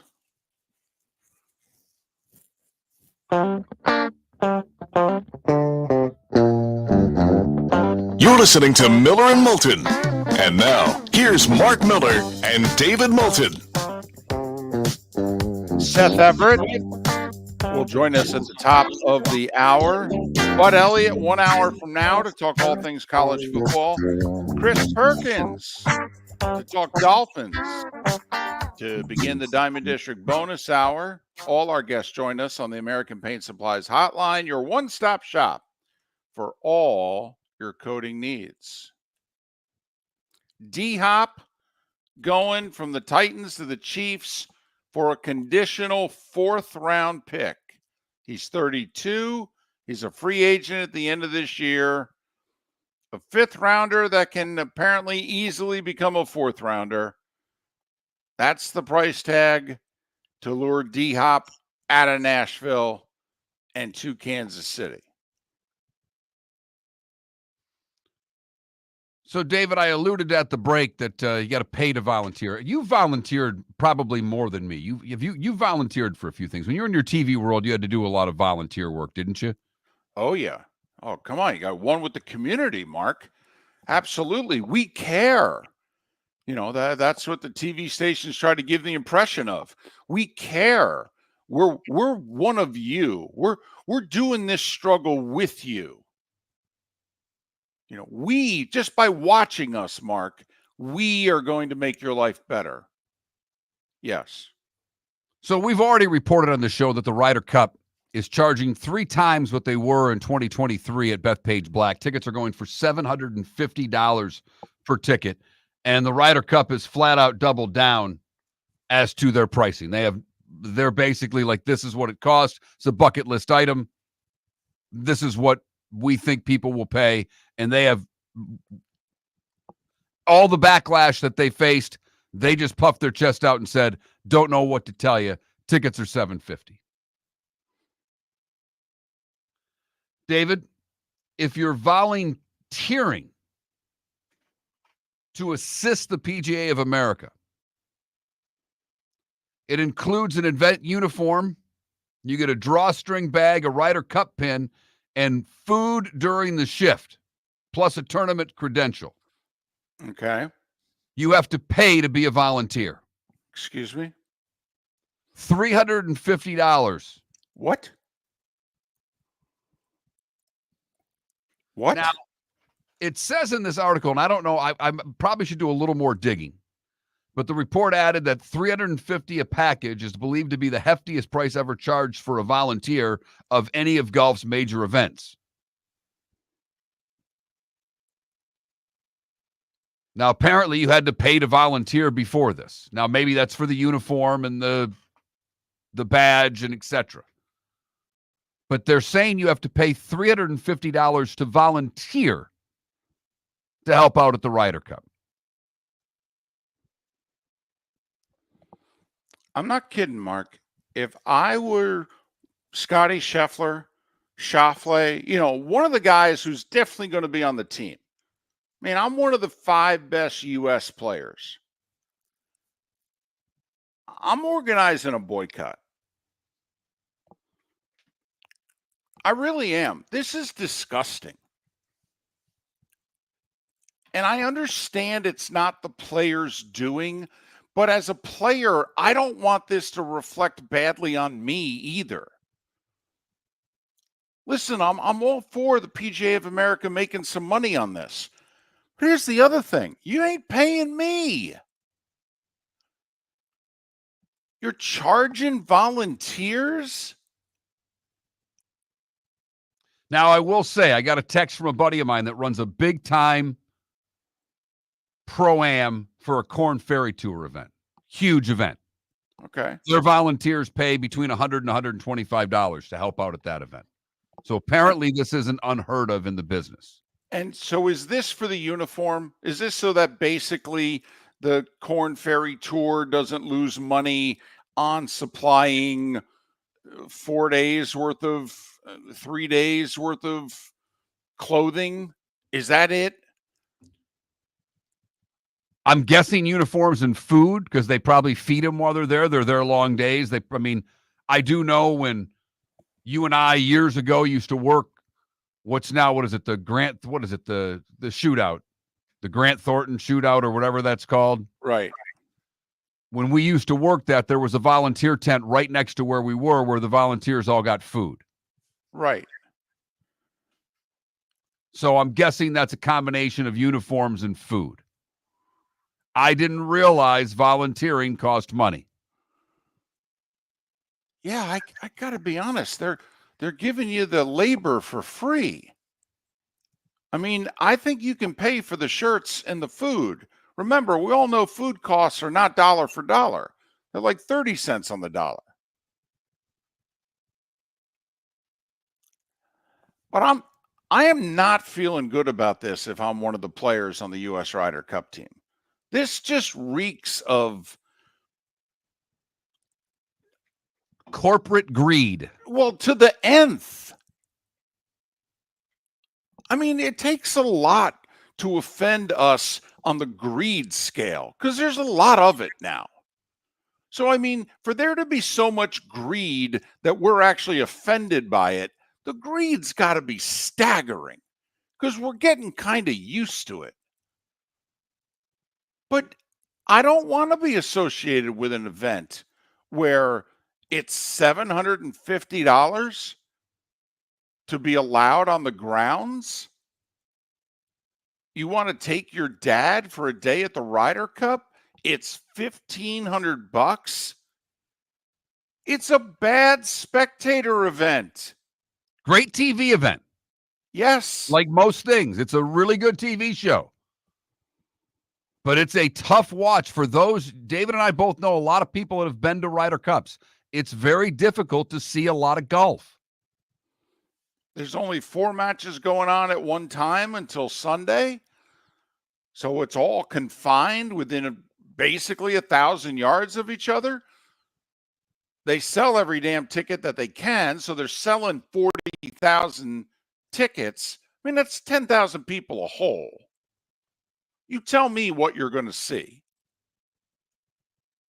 Never mind getting up ahead to try to get a good view. I don't know, man. This is unnecessary. It's completely unnecessary. And I actually think the players could stop the PGA of America in their tracks. Just say, we're not going to play. We're not. This is embarrassing. We don't want to be a part of it. And this is an upper scale fan base too. I mean, this is golf we're talking about here. This is upper middle to upper class. I get it. But come on. I mean, I want to do 3 days at the Ryder Cup. Me and my dad. It's going to cost me $1,500 for Friday, $1,500 for Saturday, and maybe $2,000 for Sunday.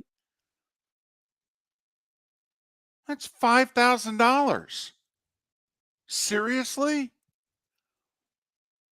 By the way, I got to fight 40,000 people a day to get to my seat. It's not like there's a grandstand. I can't buy row 7, seat 8 and 9.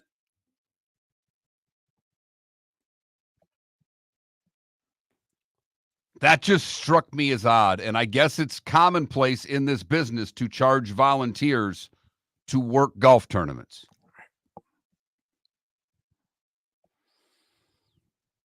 I mean, you don't find the whole volunteering thing I don't get. I don't. I mean, I don't know. Maybe if it comes with a really nice gift basket, and some nice Ryder Cup mementos of some kind, okay, maybe. Well, and you probably get credentials to the tournament. So I don't know if you volunteer one day, you get to go the other 2.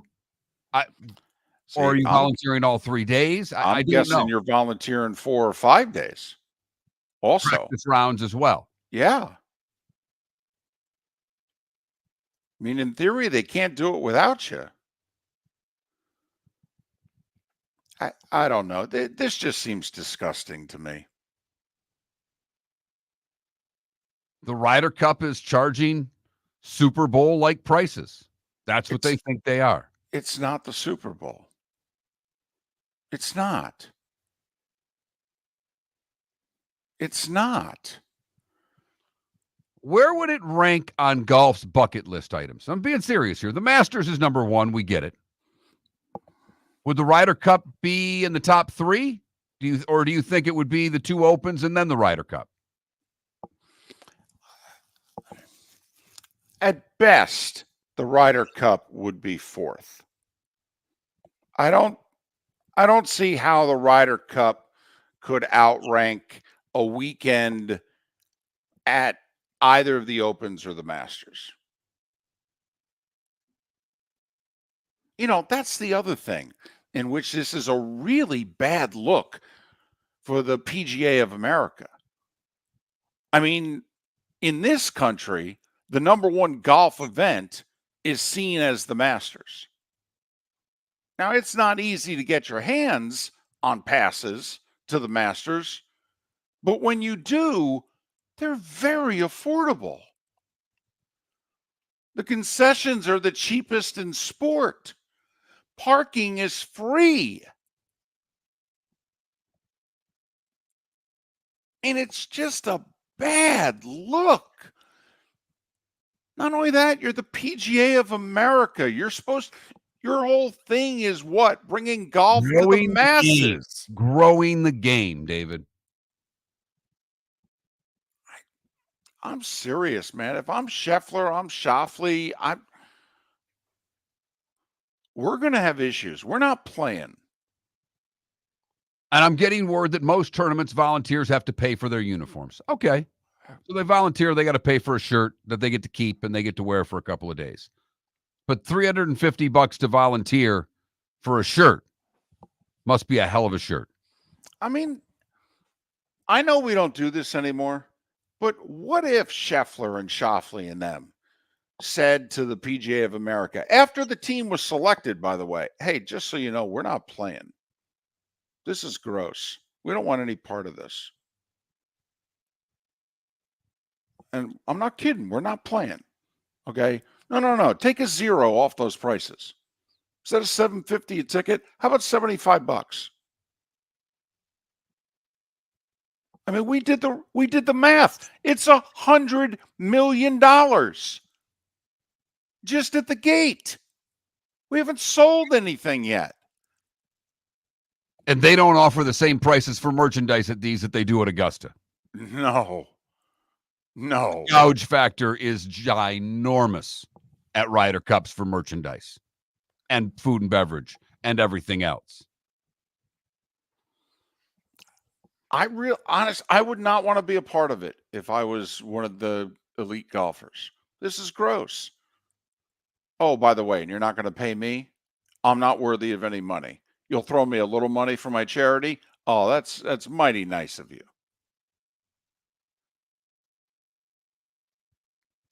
So a little Ryder Cup news as things continue to look ugly for Bethpage Black as they get ready for the 2025 Ryder Cup with astronomical ticket prices and astronomical volunteer prices just to be able to work the tournament for free.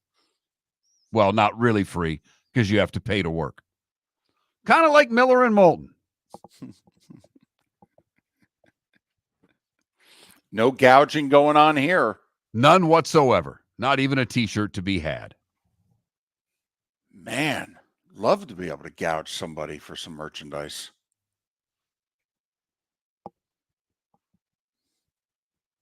We should just so have. You're not bothered by this. I mean, to the point where you wouldn't do something about this. I like where your head's at, David, but the fact of the matter is that these tickets will all be sold when the teams are picked. So to go back at that point and boycott, I think they just kick the guys off and pick somebody else. I really do. Okay. Go for it. Knock yourself out.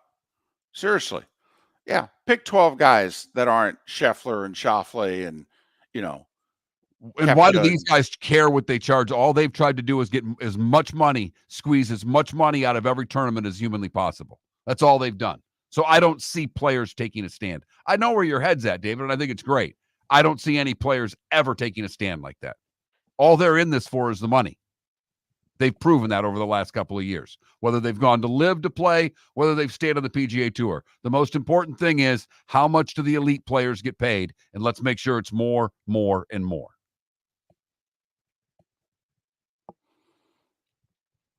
I just don't know how this isn't embarrassing. I mean, honestly, I'd lose my captainship over it if I was Keegan Bradley. I really would. I'd light him up at a press conference. I'd say this is disgusting. They should be embarrassed. At which point, Tiger Woods would be the captain of the U.S. Ryder Cup team. Just like that. Miller and Moulton. The Great Eight coming at you next. Seth Everett and Bud Elliott. Coming up in the 8 o'clock hour, Chris Perkins will join us at the top of the 9 o'clock hour. Thanks so much for listening. Miller and Moulton, millerandmoulton.com. Gentlemen, as your wife mentioned getting new flooring, but you don't want to go through the hassle, well, go see the Floor Meisters in Naples next to Costco. They understand your time and money are important, so they'll make it as painless as possible. With a huge in-stock selection of carpet and Cortec, they can get you the floor your wife's been asking for. They carry wood, vinyl, carpet, and tile. If you do it yourself, no problem. They can handle that as well. So go see TJ at the Floor Meisters and tell them, just keeping it real. American Paint Supplies, for nearly 30 years, is your one-stop shop for all your coating needs. If you are a designer, a contractor, a professional painter, or a weekend warrior, American Paint Supplies is the place where experts go to get expert solutions. At 6100 Shirley Street in Naples off of Pine Ridge, American Paint Supplies delivers the best solutions with the best products with the best support. Meet Gene and his team today at American Paint Supplies. Call 239-566-2700. That's 566-2700 or online at AmericanPaintSupplies.net. Wine glasses never fall over until you get a brand new rug. Oh, no! Ketchup bottles act normal till you're wearing a new shirt. Oh, you kidding me? And rocks slide peacefully on the road till the day you get a brand new windshield. Then they fly up off the road and attack without mercy. That's why new windshields from Glass Doctor come with our windshield protection plan. Unlimited repairs and one replacement for 12 months. Don't just fix it, protect it. Glass Doctor, a neighborly company. At Physical Therapy and Balance Centers, our goal is to help you love your life. When your life is sidelined by an injury, dizziness, surgery, or condition keeping you from doing what you love, we're here to help you heal and feel your best. Our therapist evaluation will determine the root cause of your health challenges, resulting in a unique treatment plan customized just for you. Visit www.physical.com to find your nearest location and see how we can help you love your life. Visit Jason and Todd at the Diamond District. A natural diamond is the oldest artifact you will ever touch, and each is one of a kind. Jason and Todd at the Diamond District would like to meet you personally and share their love of natural diamonds and the positive impact of purchasing a natural diamond. We promise that in our vault sits the largest selection of GIA-certified natural diamonds at the most competitive prices in the world. Jason and Todd look forward to shaking your hand and welcoming you to their Diamond District family. Mark Miller for Molly Maid. Why Molly Maid, you ask? Trust. Moulton was a customer for 15 years. Affordability. Didn't I just say Moulton was a customer for 15 years? Worry-free services. Our professional house cleaners are fully insured and a 24-hour warranty. Call Molly Maids today at 239-774-5839. That's 239-774-5839 or online at mollymaid.com/FTMYERS. That's mollymaid.com/FTMYERS. This is Miller and Moulton.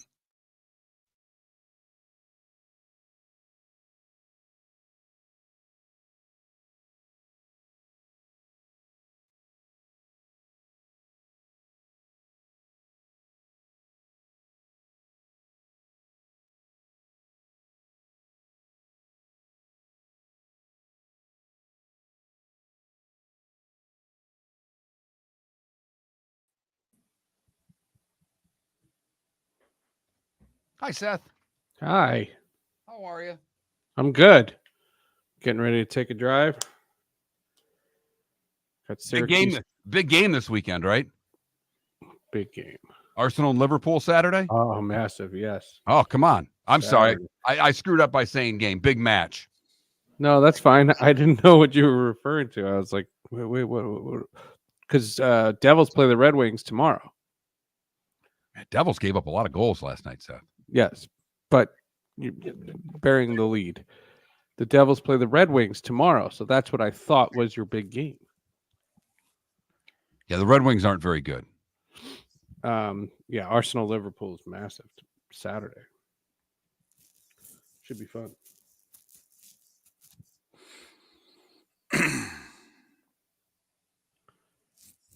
I'm going to the World Series. Oh, you got credentials? Yeah. Cool. I'm going to go to game 4, definitely, maybe 3. Definitely not 5.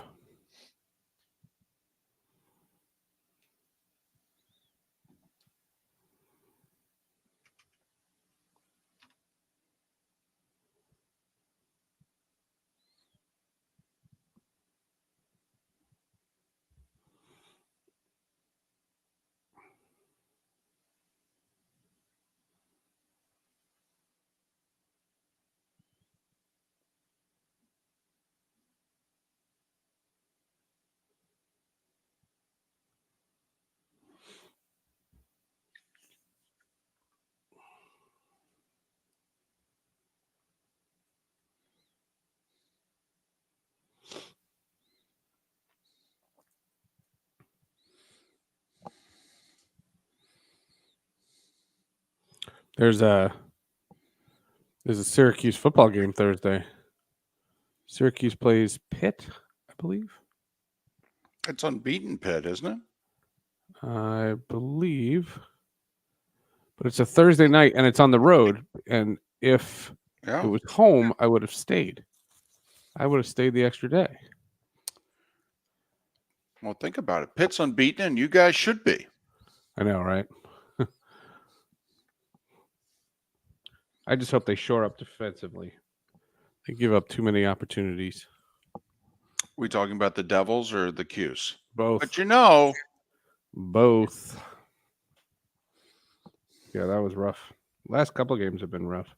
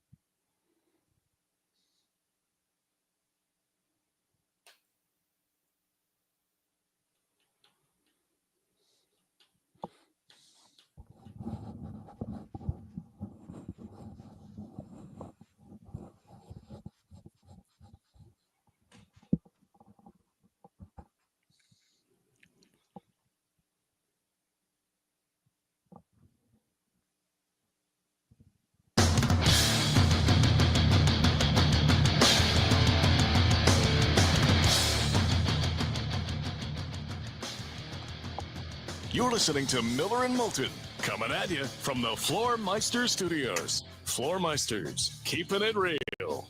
And now, here's Mark Miller and David Moulton.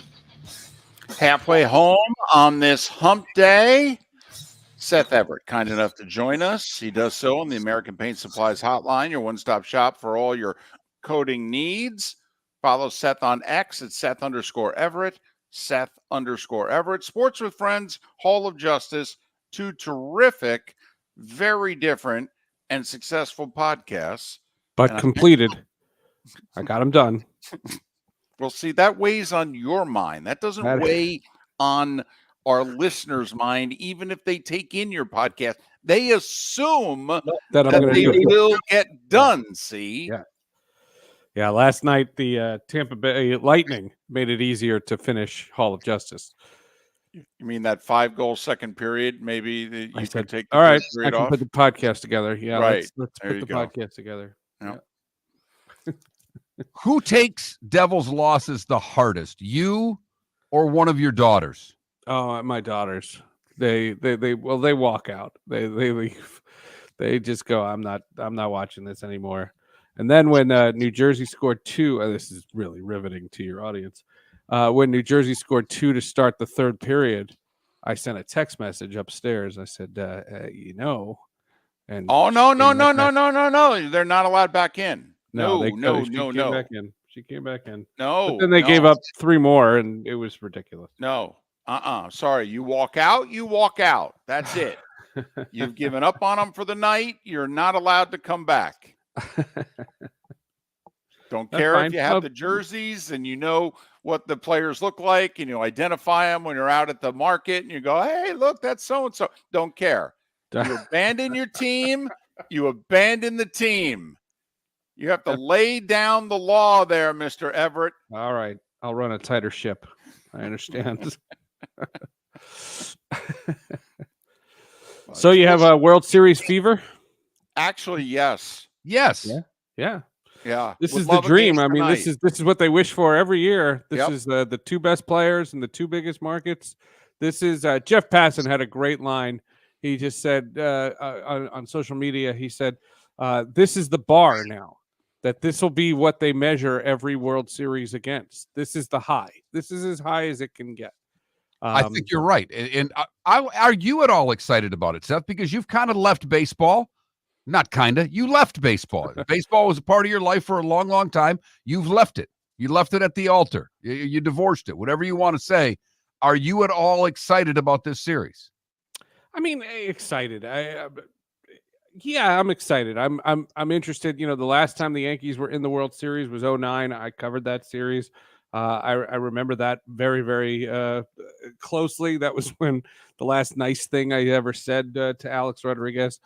And, just this idea that you have star power like this. Ohtani is this freak of nature. He's incredible. Judge and Soto, they're big time stars. I hope it's a classic. Any 7-game series in any sport, I always say I want 2-2, not 3-1. Because when it's 3-1, I want the team that has 3 to end it and put me out of the misery. But when it's 2-2, I want it to go the distance. So 2-2 to me, what we have for Game 5 is going to be, to me, the deciding factor. And any series that is a classic has to have at least 6 games. See, and I think the key is 1-1. Because, and we've been talking about this, we think that baseball has a chance to flex its proverbial muscle next Monday night, head to head against the NFL. It's Giants Steelers, which is interesting because most Giants fans are Yankee fans and vice versa. So you've got a World Series. And the Giants are terrible. But there's only 17 of these games. And so usually your attention is undivided during them. And then you've got a big national brand in the Steelers, but you've got Yankees Dodgers. And I think if it's 1-1, maybe, the other thing is, a World Series at Yankee Stadium. And this isn't Northeast bias coming out here. There are very few venues in which you go, this is special. Well, that's one of them, even if it's the third rendition of the stadium. I remember being at Yankee Stadium in 2009 and saying, this feels different. Like the old one felt magic. You felt magic. That this just has the same name, but it's not the same park. But I think because they haven't been there in 15 years, that there will be some magic, some sentiment towards it. Plus, it's a whole new cast of characters. The 2009 Yankees, even though they had added Teixeira and Sabathia and what have you, the core 4 was still there from the 90s and 01 and 03. This is a whole new thing. Yeah, look, I hope it's great. I hope it's non-controversial. I hope it's just good, and I hope the games are compelling. I don't want a 9-0 game like you had in the NLCS. Just give me a game. Just be great, and I'll tune in. I'm interested. Friday night, I have no other plans. Well, that's not true. Devils Islanders, but the idea is I'll plan on being a part of this, and I'm going to go. I'm definitely going to Game 4 on Tuesday. I may go to Game 3, depending on if I can get Sports with Friends done in time. But yeah, I might go to Game 3 also. So 3 and 4. You said in 2009 when you went, there was no magic in the stadium. Do you think that can change with this World Series? Do you think that there can be a play or two that can start creating the magic in this building for this generation of Yankee fan? And then people like us can, the get off your lawn crowd can be pushed aside and saying this venue does have magic. It's a different sound. It's a different sound. You've been in enough stadiums, both of you. You know the difference. There's like a bass, an audio bass, BASS. There's a bass sound in certain stadiums, and the stadium that I went with, the old stadium, when I was at the old Yankee Stadium, I was at the Aaron Boone game in 2003. I was at the games in 2001, and the place shook, and you felt it, and it was I want to say mystique and aura, but Jeter believed it. For whatever that's worth, I forget who the teammate was next to him when they were losing to the Red Sox in 2003. All right. And he turned to him and said, don't worry, the ghosts haven't shown up yet. And this is a rational human being, 30 years old. He's played in 100 huge games, and he literally looked at a grown man next to him and said, it's only the 8th inning. The ghosts haven't shown up yet. Yeah, it's wild. And don't forget also in 2009, it wasn't a fair sample size. That place was brand new. It opened in 2009. Correct. So it was a weird year, but it was a fun series. That was a super fun series. That was the Phillies. I had a blast that series because I like both teams. I'm very interested in this. Am I excited? I'm about excited as anything I get. But yeah, Arsenal Liverpool. That I'm excited about. That's Saturday. I just want to reach through the screen and just slap you. I really do. I really Game 1's do. Friday. I'll be there. I'll be watching. Oh, for goodness sakes. He's Seth Everett, Sports with Friends Hall of Justice. Follow him on X at Seth_Everett, Seth_Everett. It's not Arsenal Liverpool, but it is Yankees Dodgers in the World Series. Did you did we talk about the ESPN buyout last week? Forgive me if I'm repeating this, but ESPN, this is a wild stat. ESPN pays $500 million for Sunday night baseball and one round of playoffs. Roku plays $10 million for Sunday morning baseball and no round of playoffs. There is a disparity, and ESPN is opting out of their contract. And unless they can reduce it by, I would say, 4/5, I think ESPN balks at baseball and gets out. And then it's a very different landscape.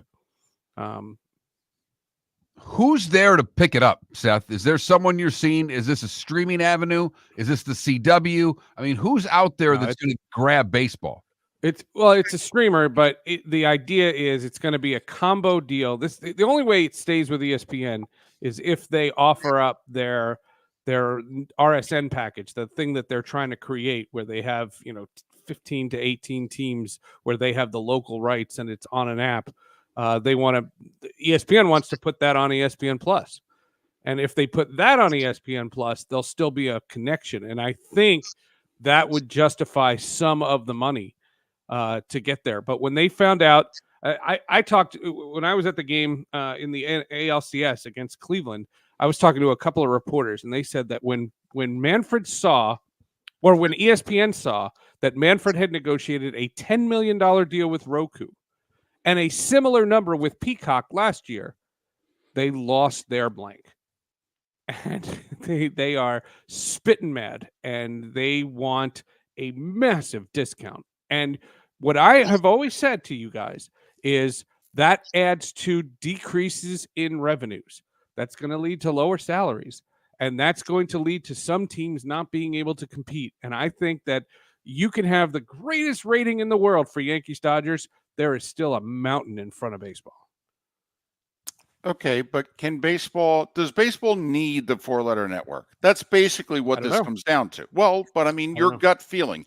If you're baseball, do you need the 4-letter network? The NHL 20 years ago said, we don't need you guys. That's right. And it was the 4-letter network that came back on bended knee a generation later, the NHL. All right. If you're Manfred, do you feel you need baseball? We got about a minute. Well, to me, it doesn't make a difference where they're at. To me, it's what button on Apple TV I'm pressing. I don't care what network they're on. To Manfred, I do think it does. I think it's important for him to be on ESPN. I think he wants their highlights. He knows what networks do, what ESPN does when they don't have rights deals. We'll see. It's going to be a big priority, and it's going to be a big talking point this winter. Hall of Justice, Sports with Friends. You got about 30 seconds, Seth. Go. Chad Finn from the Boston Globe has a new book about the Globe's history covering the Boston Celtics. Chad Finn, one of the preeminent sports media reporters in the country. Fantastic segment. We talk a lot about this baseball RSN situation.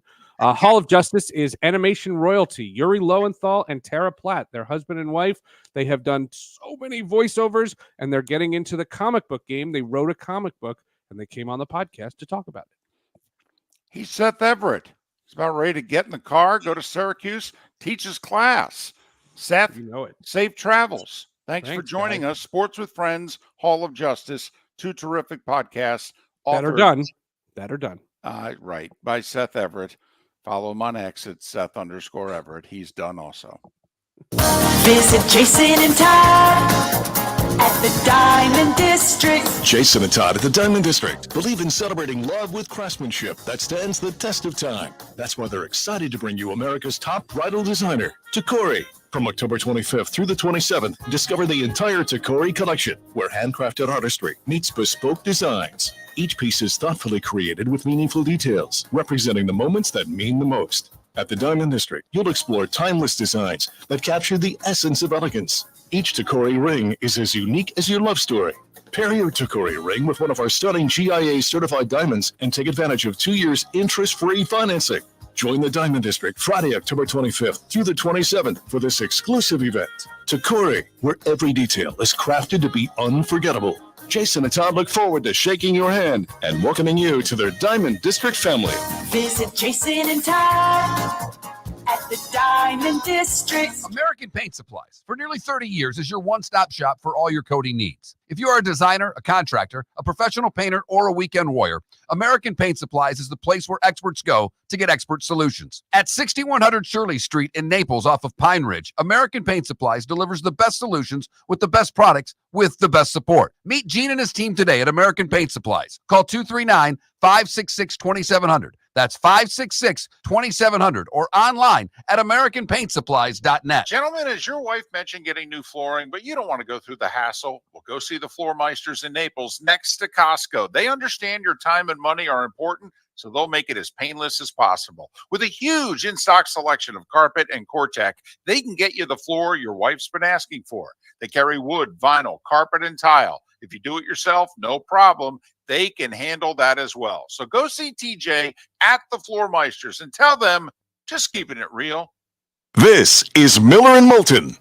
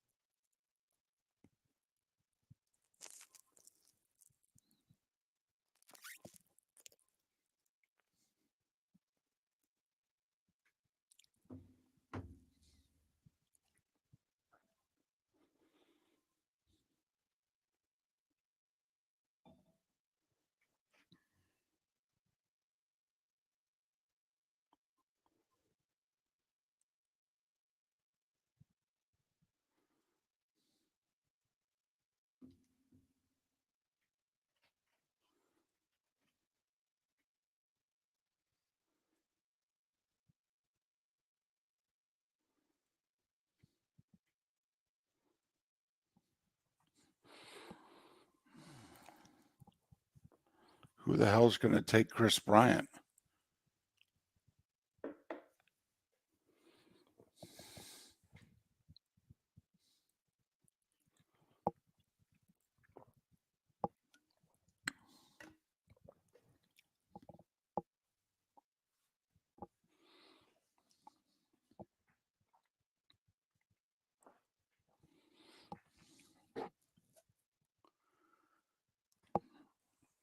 Baxberg, we haven't discussed it specifically to the Eagles. We have discussed how it has been a point of emphasis now for a year plus. College as well as pro, which has been very surprising because you have much more RPO in college.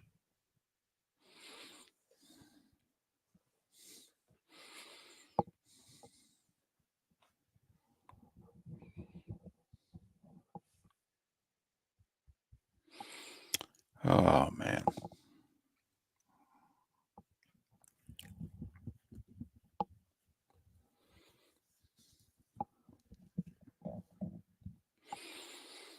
Oh, boy. Nope. I don't think it is Irish football. It's what they're charging elsewhere.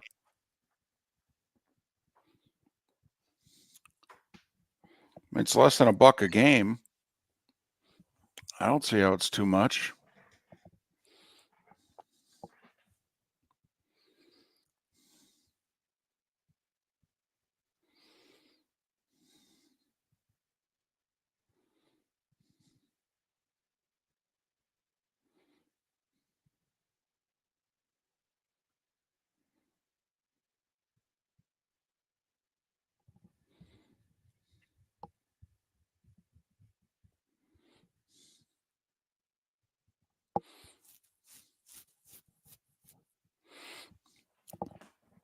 Yeah, but you know how it is with baseball. If you're a fan of your team, you want to see them play, whether they're winning 90 or losing 90.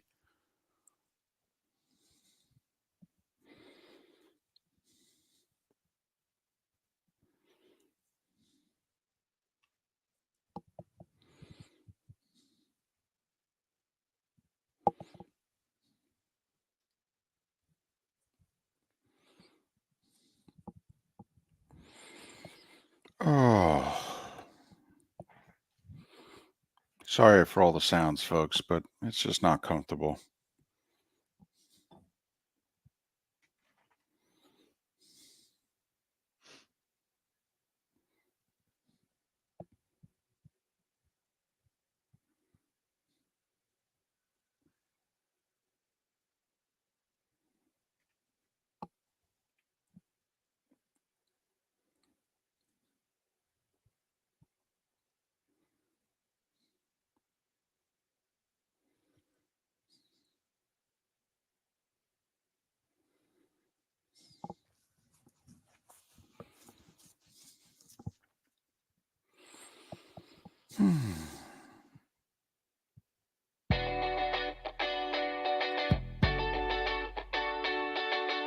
You're listening to Miller and Moulton. And now, here's Mark Miller and David Moulton. 21 minutes past the hour. Miller and Moulton, millerandmoulton.com, Miller_Moulton on X. Bud Elliott to talk all things college football in a little more than 15 minutes time. Chris Perkins to talk the Dolphins in 40 minutes time. Here on Miller and Moulton. Big news in sports this morning, an NFL trade. DeAndre Hopkins going from the Titans to the Chiefs for a conditional 4th-round pick. And the Rams trying to auction off Cooper Kupp. While they're at it, Hop, 32 years old, Kupp, 31. D-Hop's contract's up after this year. Kupp's got 2 big years left on his contract after this one with big cap hits in the $26 to $29 million range. Tampa Bay, what would you do? Bucks fan, what would you give for Cooper Kupp? You obviously need him with Godwin being out for the year. You still want to win the division. Evans won't be back until week 11. So if you're Tampa Bay right now, are you willing to give up a second for Cooper Kupp? Or do you think that's too high of a ransom for a 31-year-old oft-injured receiver? And that's what the Rams want. But wanting and getting are 2 different things. Let me ask you, Mark. You're Jason Light, the Bucks GM.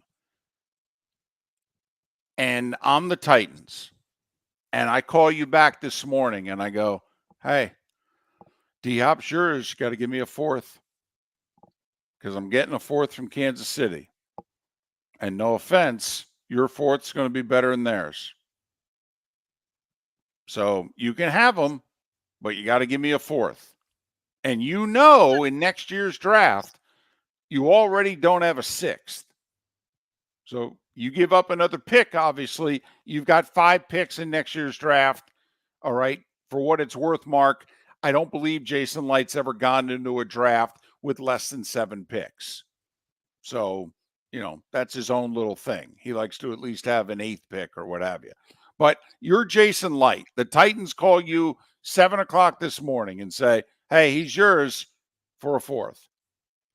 I wouldn't, in Tampa's position, I wouldn't have been as interested in D-Hop. I think it's a lot like Evans. I think they're similar receivers. I'm more interested in Kupp because he's filling in the Godwin position for me. And I think that their 1 and 1A of Evans when he comes back with Kupp is better than Evans and Hop together. That's my personal opinion. So okay. I wouldn't have been as interested. I don't know about you. All right. Well, but that's why I'm asked, because in theory, a conversation like that takes place. Somebody's interested in D-Hop and the Titans finally get their best offer, if you will, from Kansas City. So they turn to whoever and go, Pittsburgh.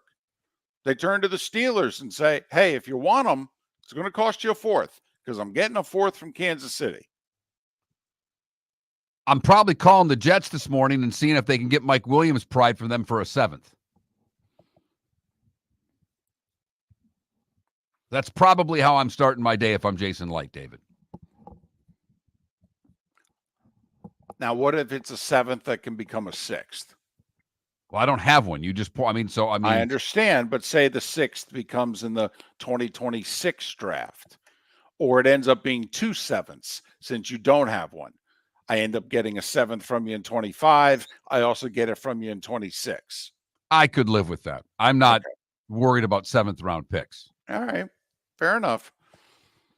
I'll just sign more undrafted free agents to fill out my practice squad and things of that nature.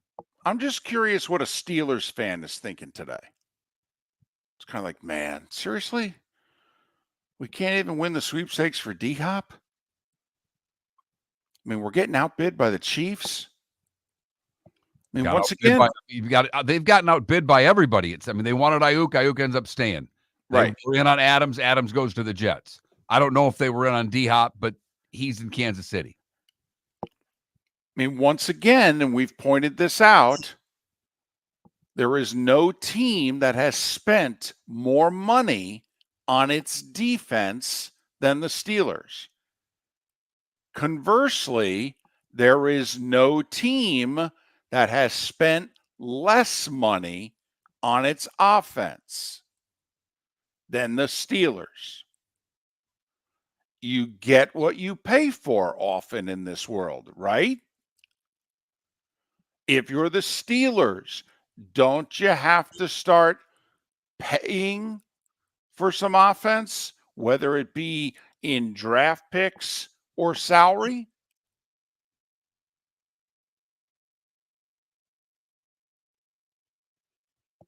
They've got to do something offensively because they're going to fight for this division now, it looks like. Mm-hmm. I still don't think the roster is good enough to win the division. I still could see them finishing in 3rd in this division. Ooh, wow. They have a 2-game lead on the Bengals, and you still think they can finish They haven't behind played a division game. That offense is challenged. I know it played well against the Jets. Aaron Rodgers helped them out by throwing the picks. Okay. Fair enough. That offense as currently constructed is not good. And there's only one team right now in the AFC with a better record than the Steelers. They're tied with Buffalo and Baltimore and Houston. You know, I mean, they're right there. And we all know the difference between you win the division, you could be a 2. Finish in 2nd, you're no better than a 5. No home games, in all likelihood. That's a dadgum good point. I wonder what I could get for a home playoff game. Never had to sell a whole playoff game ticket yet. No, you haven't had that possibility in a while as a Steelers season ticket holder. Yeah. I'll bet you get a pretty good rate. I mean, not PGA of America at the Ryder Cup rate, but I'll bet you get a pretty good rate.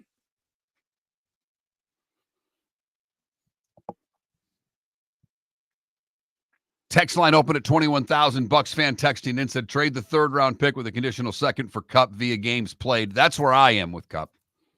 I would be making a similar trade to how Adams went to the Jets, in that there's a chance for a 2nd, but it's got to be based on games played. I don't know if I'd start off that high. He's missed more than 4 games in each of the last 2 seasons, including the current one. He's 31. His price tag next year and the year after is 29 and then 26 million. That's some serious coin. I mean, that's more than you're paying for Mike Evans, just so you know. I mean, I don't know that. I mean, I'd look at the Rams and go, I get it. I know what you're asking for, but I don't know that I can give it to you. I might be able to give you a round less. Try to go 3-4? Yeah. I think I'd go 4 conditional 3 as opposed to 3 conditional 2. And the only way I'd give you your 2nd, if you're the Rams, like I told you, I need some time to see whether or not he's going to stay healthy. I need games played. I do. Sorry. And if you're not willing to structure the deal based on that, well, I don't know what to tell you. Because he was a very durable player until these last couple of years. But, But the first number's a 3 now, not a 2. right. And durability becomes a problem when that first number's a 3. Mm-hmm. We all know he's a lot closer to the end, particularly at that position. Rams willing to eat a good chunk of the 2024 deal. If you think about it, they already got it figured in their cap. Why wouldn't they be willing to? If it's going to improve what they get in return. Who else is out there that we're missing that could jump into the Cup sweepstakes? Now that Kansas City's already made their deal, I don't know if they're going to make another. Well, how about this?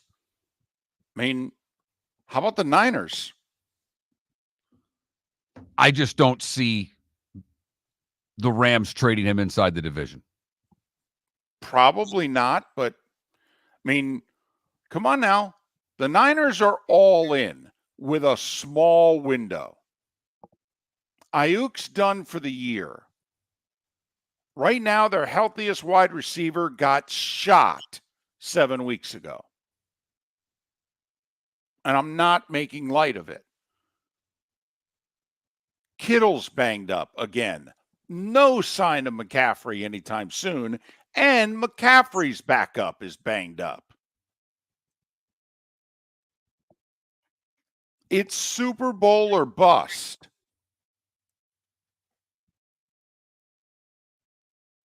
I mean, if you're the Niners, can you win the Super Bowl with your weaponry that you have now?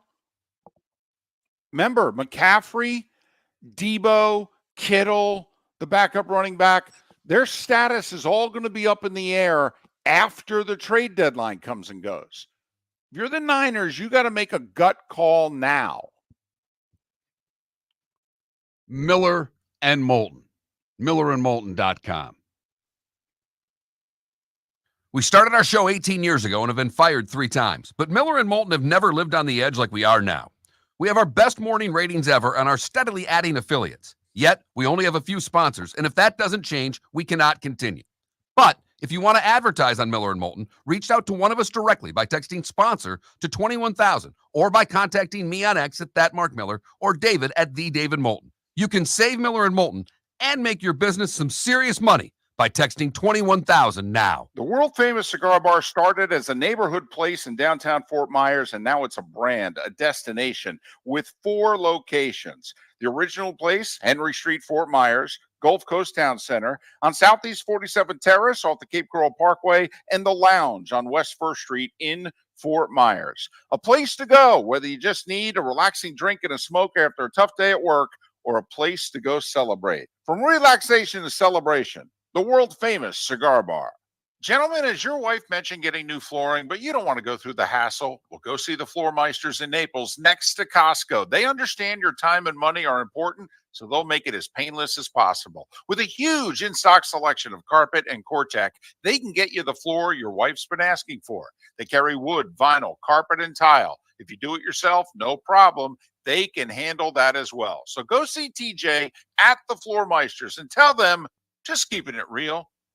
Is snoring bothering your spouse? Would you like to sleep in the same bed again? Do you know that snoring can affect your sleep cycle and cause lower testosterone levels? At Sleep Treatment Direct, we have easy solutions. We have a simple laser procedure that can improve snoring in 10 minutes. If you would like to get back in the same bed or are looking for a natural way to treat low testosterone, give us a call at 239-444-1741. That's 239-444-1741. Or go to sleeptreatmentdirect.com. That's sleeptreatmentdirect.com. Sleep Treatment Direct. Sleep safe and sound. This is Miller and Moulton.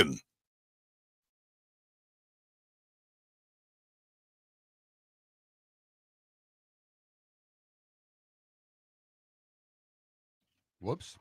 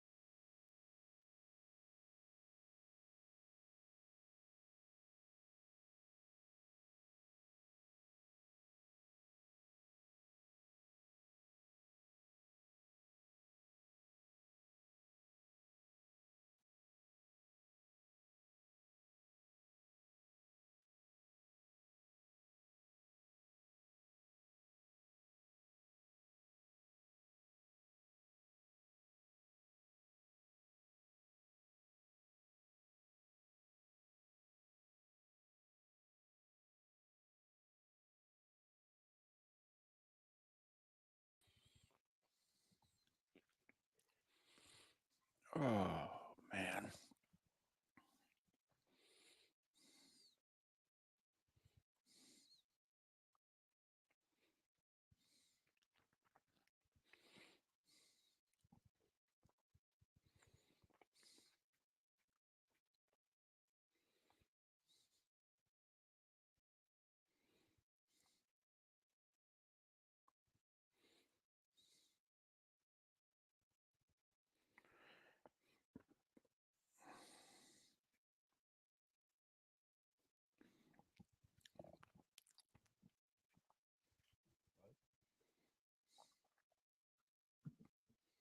Morning, bud. Morning, guys. What's you up How to? are you? Doing well. Doing well. Good to hear. Good to hear. Are you at all surprised at this BYU UCF line?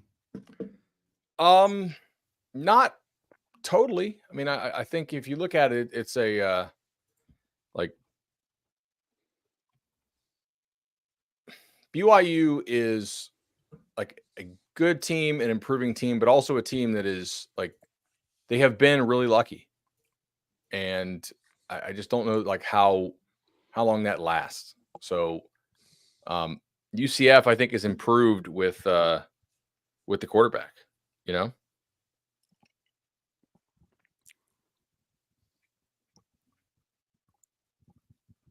Meaning, like I think Ja'Cory Brown is better for them, and is playing much better than Jefferson was playing. Yes. Like I'm not saying he's playing better than Jefferson has ever played, but like certainly playing better than Jefferson was playing. You know? Yep. No, it was just one of the like that. I doubt we'll talk much about it on air. It's just one of those lines I saw that kind of grabbed me. It's like, wow, that seems low. Totally. Yeah, I think that's fair.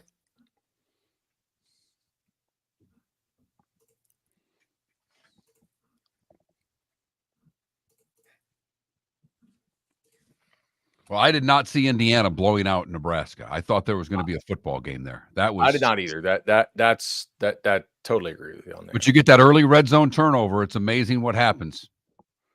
Yeah, no doubt about it. No, I was very surprised like how that played out, you know. Not that they won, obviously they were favored, but like the fact that they blew them out like in that fashion. That to me was pretty impressive. Welcome to Spay Pods. All right. 10 seconds, guys. Let's do this thing.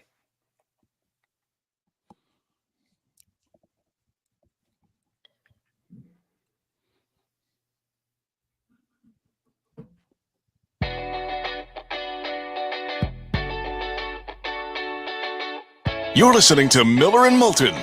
And now, here's Mark Miller and David Moulton. As we approach 21 minutes till the top of the hour, Chris Perkins will join us at that time to talk all things Dolphins. Bud Elliott joins us at this time to talk all things college football. Bud Elliott, 24/7 Sports, Cover 3 Podcast, Nolecast, the CBS Sports family. Follow him on X at Bud Elliott 3, 2 L's, 2 T's, and the number 3. Well, you still have just 3 SEC teams in your college football playoff. Are you confident with that? Are you willing to put money behind that? Or do you think you're the outlier? Because most everybody else has them with a minimum of 4, and they're trying to figure out how they're going to get Alabama in. Right. So am I confident that the SEC will only get 3 in? No. What I would turn this around and ask you guys, in whom are you confident is the 4th? I think that's the thing. Is like I run my model and my simulations. I come up with a lot of variations of 4 SEC teams in, and even sometimes 5. But like none of them are really like all that strong. You know, like there's sometimes Bama's in there, sometimes A&M is in, sometimes Missouri is in, sometimes Ole Miss is in, sometimes LSU is in. Like the SEC, I think is very likely to get 4 in. I don't feel real strongly about who that 4th is going to be, right? Like, do you trust Tennessee to get in? I kind of do, but at the same time, They could get spanked by Georgia potentially, and like, are they absolutely a lock to win all of their other games? Maybe not. They have some difficult games left. So to me, that's kind of the key. Like, I try to put out like my most interesting but also realistic simulation each week, and you look at it. There's some chance the Big 12 gets 2. Like, I don't think a 12-1 Big 12 non-champ is getting left out, right? And there's some chance you get 2 like undefeated Big 12 teams. It's unlikely. I mean, you saw the line for BYU UCF this weekend. I'm sure like that's kind of scarily low for an undefeated team. They're like a 1 or 2 point favorite at Orlando. I mean, the ACC I think looks pretty good to get 2 in, as long as Miami and Clemson keep cruising. So the SEC is like not a complete lock to get 4+. But I think they probably will, but it's not a lock. The ACC is interesting to me too, because if somehow Miami, who has just been barely getting by with a defense that's awful, Clemson seems to have their act together. But if either of them slip up, here's SMU with not much of a schedule left that could run the table and put a wrench in everything in the ACC. I mean, there are still so many variables out there. So it's kind of like the NFL with all the divisional play late. We're getting to the variable part of the season where we just have a lot of unknowns. Completely. Yeah. I mean, there are so many possible teams that could make it.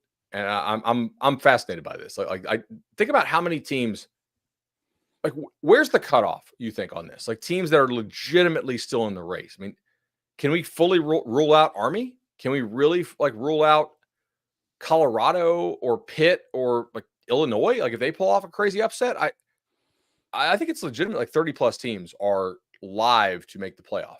And to me, like that makes this like think about this weekend. Okay. This weekend, if we had played it last year, LSU A&M, they both had a not a great opening loss to the season. LSU lost to a USC team. That loss is aging like milk. Obviously, Notre Dame came in and beat A&M on their home field. That game doesn't have 14 college football playoff stakes. It's a good game. It's probably more of an anxiety bowl. Now, like that game, the winner of that game is going to be favored to make the college football playoff. I'm pretty sure this LSU A&M game this weekend. So to me, the 12-team playoff is creating a lot more matchups that have stakes. You might tell me, hey, Georgia, Texas mattered a little bit less because the loser is still very likely to make the playoff. And sure, I'll grant you that. I just think we have a lot more games that mean a lot more now in terms of like still having real stakes associated with them. Well, and you've got about 6 teams that, quite frankly, are viable contenders to win the Big 12 because they're still contenders to get in the Big 12 title game. Hey, for that matter, Mark mentioned SMU. How about Pitt? I mean, there's still about a handful of teams. We're only thinking Miami and Clemson, right? But the ACC has got some teams that are like, hey, if you want to forget about us, fine, but we could end up in Charlotte in a month. SMU too. Right? Yeah. SMU and Pitt, like what do you do? What do you do if you're a committee and SMU goes 11-1? Because they don't play Miami, they don't play Clemson. Like, is there a scenario in which the ACC gets 3? Wasn't that Louisville last year? I mean, don't you then have to count on them getting beat in the ACC title game? I mean, there's a few. We talked about Missouri at the beginning of the year. David, I'm saying them being left out of the ACC title game. If Miami and Clemson go undefeated in league play, which I think is pretty likely, right? Relative to like for undefeated odds, like they're right. More likely to go undefeated than many other teams are. And SMU goes undefeated as well. Like, do you leave an 11-1 SMU out? We know who are you leaving them out for? Right. There's a lot of scenarios here that are going to be difficult. That I don't know that people contemplated quite as much as maybe they should have. Well, and not to spend too much time on that one, but let's just say Miami and Clemson end up playing for the ACC title game. Obviously, somebody's going to lose. So now if you're the committee, what do you do to the ACC? Do you put Miami and Clemson in the playoff? All right. And the championship game just affected seeding? Or what if Miami beats Clemson and Clemson has 2 losses? And then you got 11-1 SMU going, hey, if you're going to put 2 teams in from the ACC, how about if we're number 2?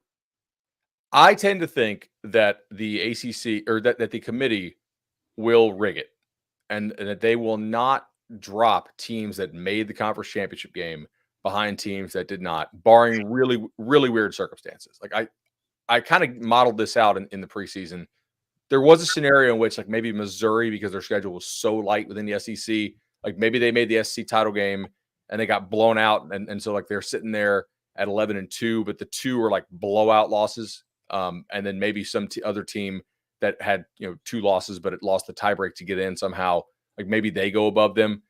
But I think for the most part, because they do care about preserving the conference title game and the value that they bring, because the networks pay a lot of money for them, I don't think that they're going to try to put any incentive on teams to not make the conference title game, which losing a conference title game and dropping below a team that did not make the conference title game, that would create some perverse incentives, right?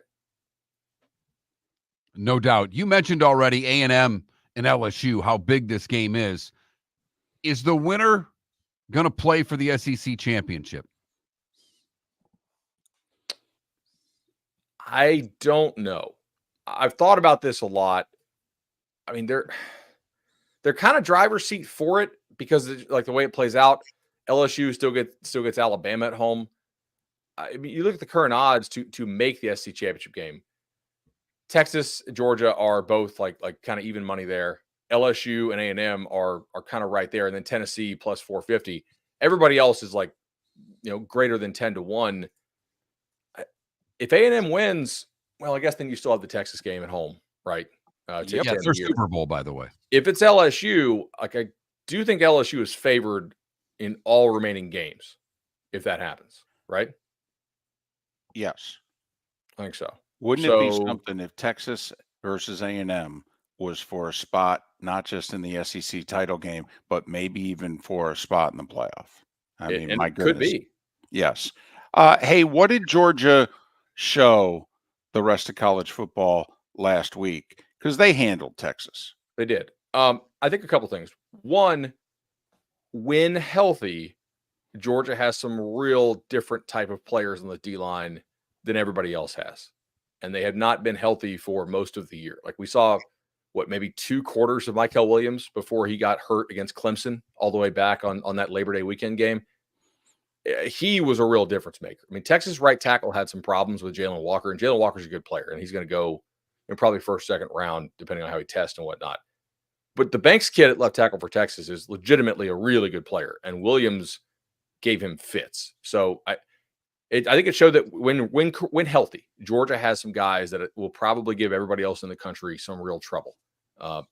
That's why I picked them to win the title in the preseason. I just thought, okay, like Williams, Walker, those linebackers, plus Beck, which I think I've misread because Beck's not playing nearly as well as I thought he would play this year. Also, I thought Georgia did a nice job of first of all, of tackling, like in the open field, but also of disrupting some of the longer developing plays that Texas wants to run, like with all the play fakes and the motion and stuff. They disrupted that and got them before they kind of could get going. Is there a defense out there that has what Georgia has? Does Ohio State have what they have up front? I mean, are we looking at 1 of 1 with Georgia? I think so. I mean, you look at this, who possibly has this, right? Ohio State thinks they have it, but Ohio State doesn't finish at the quarterback. Like Georgia finished on Ewers. Like they get 7 sacks by 7 different guys.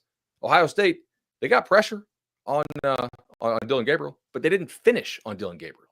Like to me, that's kind of the difference. That they have guys at Georgia who actually finish.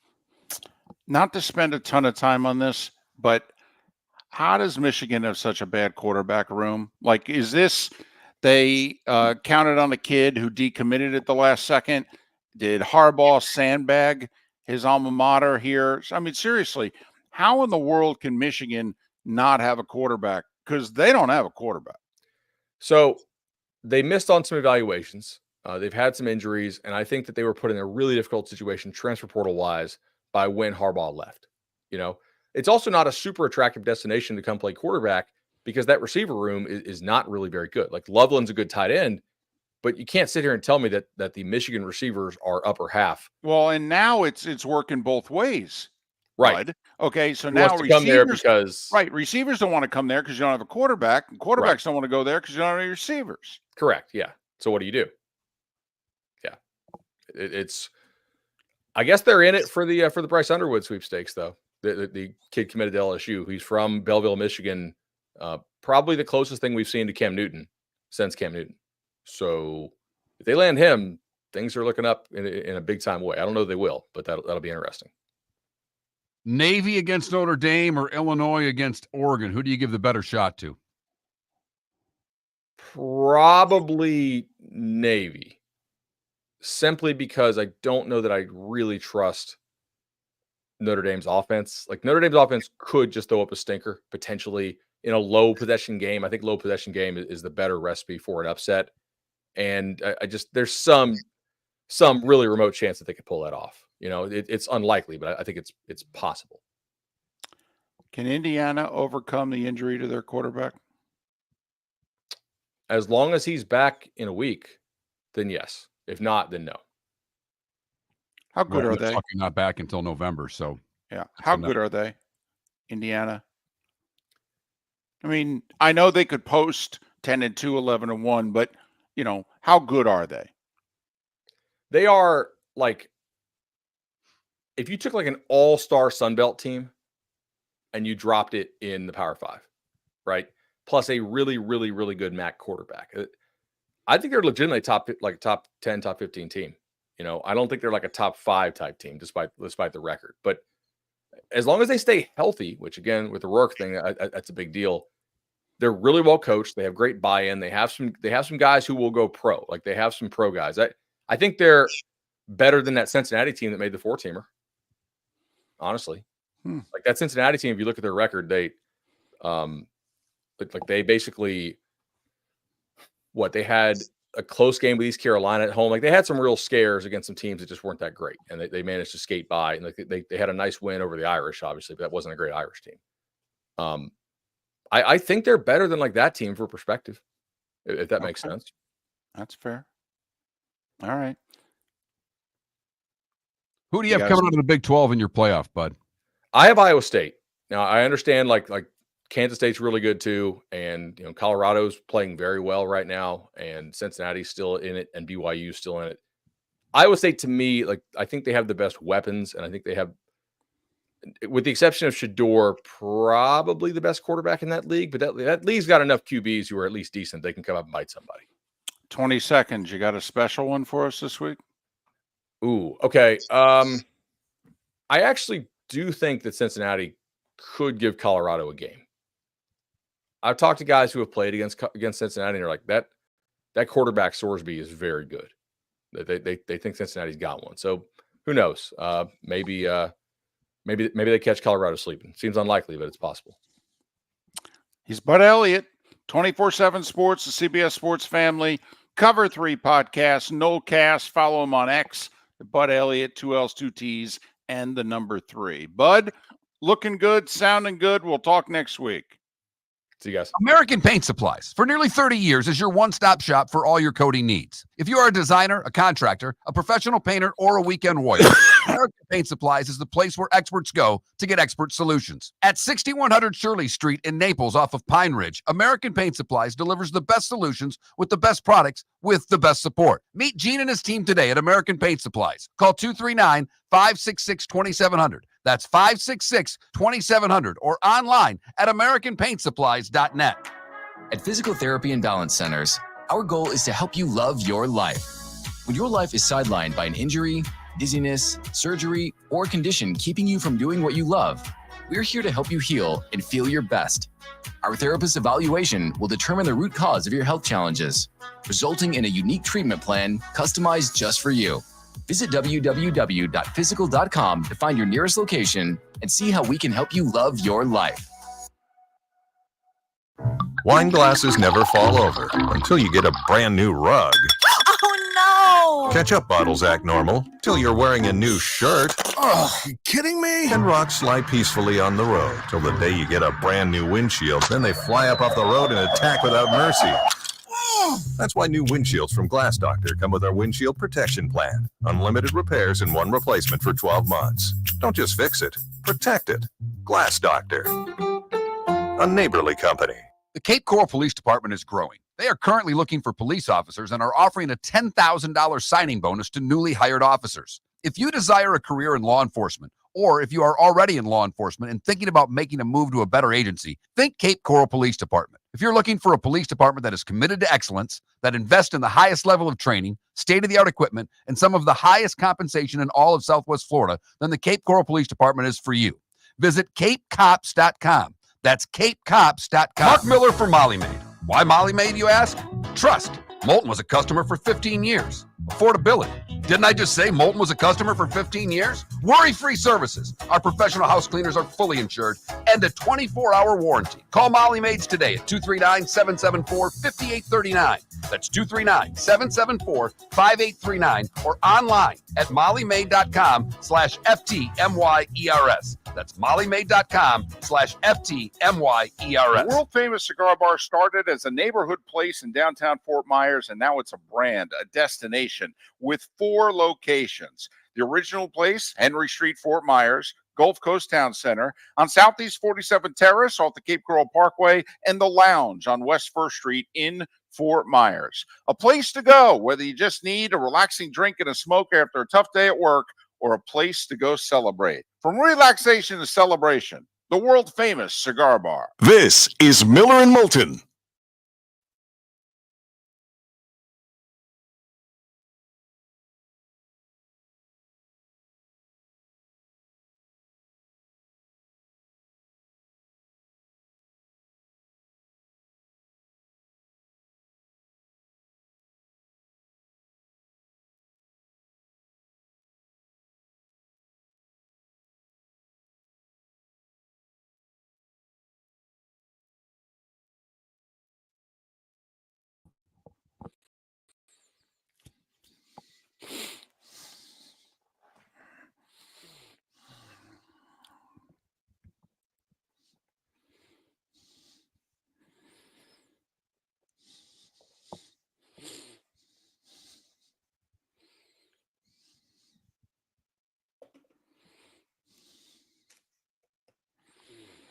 Whew.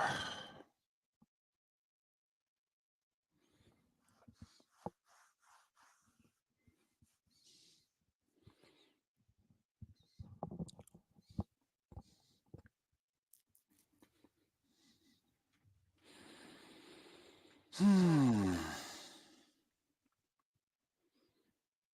that hurt.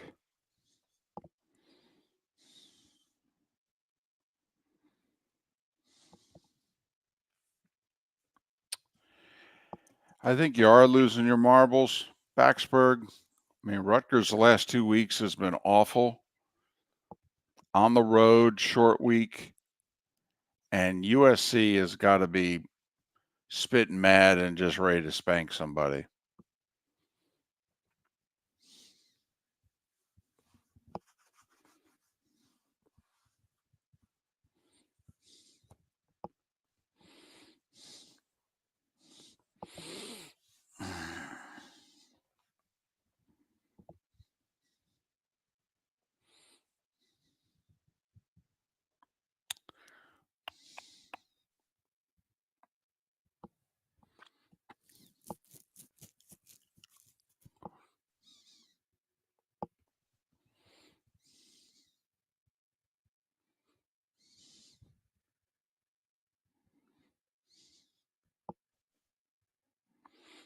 You sent him the link, right?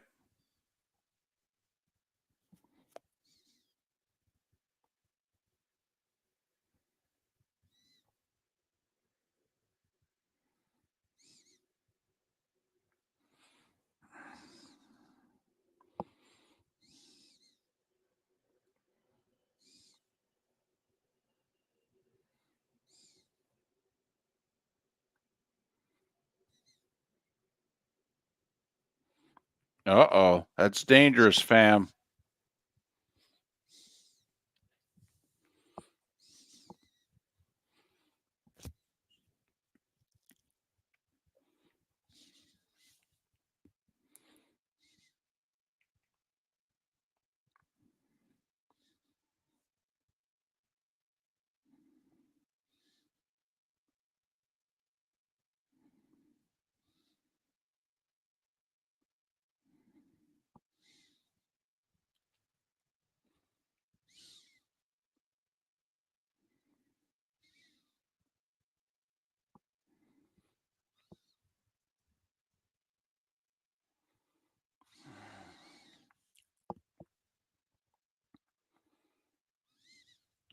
I just sent him a text too as well, so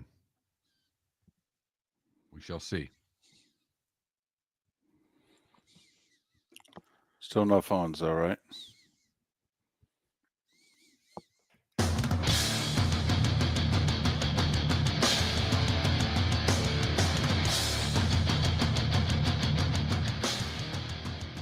You're listening to Miller and Moulton, coming at you from the Floor Meister Studios. Floor Meisters, keeping it real.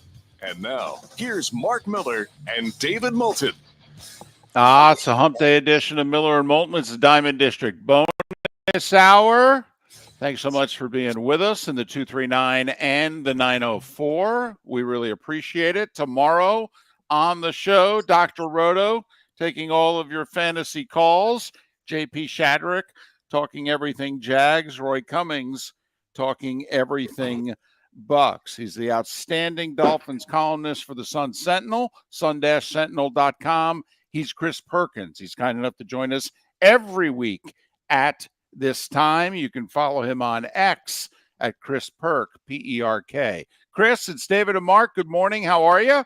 Gentlemen, I'm doing good, man. Tua comes back. We've got some positive news, some excitement, right? Yeah, but I got to admit, Chris, I watched every play. First off, that was a god-awful football game. Secondly, that game was screaming to be won. And between a player and a coach, nobody could make a single play to win that game.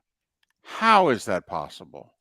Yeah, let me tell you this. The Dolphins were very, very, very fortunate to win that game. And what kind of surprised me is that, man, they think that they're a running team. So the takeaway apparently for the Dolphins from the New England game was we can run the ball and we can win. That was based on that 41 carry, 193-yard performance. My main takeaway was if they were playing anybody else, they would have lost. And on Sunday, they were playing anybody else, and they lost. I don't think that their running game, to me, their running game is paper cuts. So the last two games, 188 yards, 193, almost 400 yards rushing. You've scored 2 touchdowns. 2. You're not going to win games like that. You need to get teams to drop that 8th man into the box with the run game and then take shots over the top. You can't forget who you are. Anytime you see Tyreek or Jalen Waddle one-on-one, you need to take that shot because that's your best chance of scoring, not by running the ball.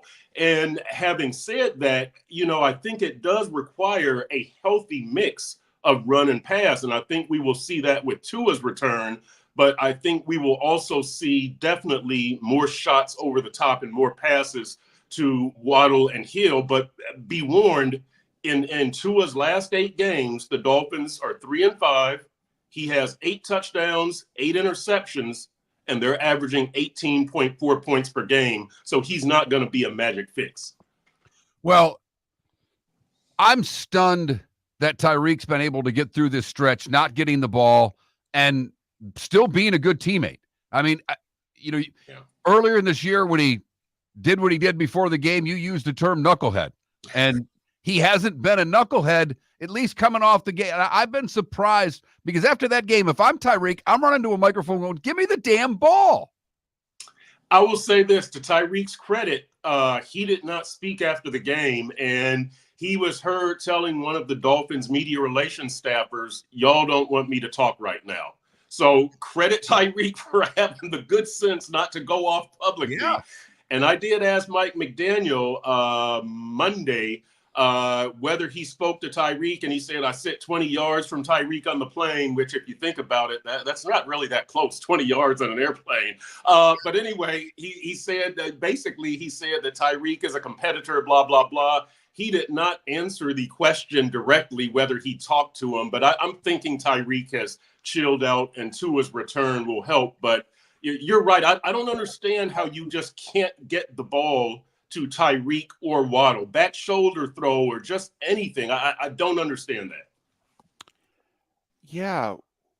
Is there an answer for that? I mean, It's one thing to have 0 or 1 catch. It's another thing to have 0, 1 or 2 targets. Yeah. I mean, Chris, sometimes you throw a deep ball just to throw a deep ball. I mean, I didn't get it at all. I mean, 2 minutes to go in the game, they're down 3. Tyreek Hill's been targeted 1 time. I mean, Chris, I could call plays like that. What the heck? Right.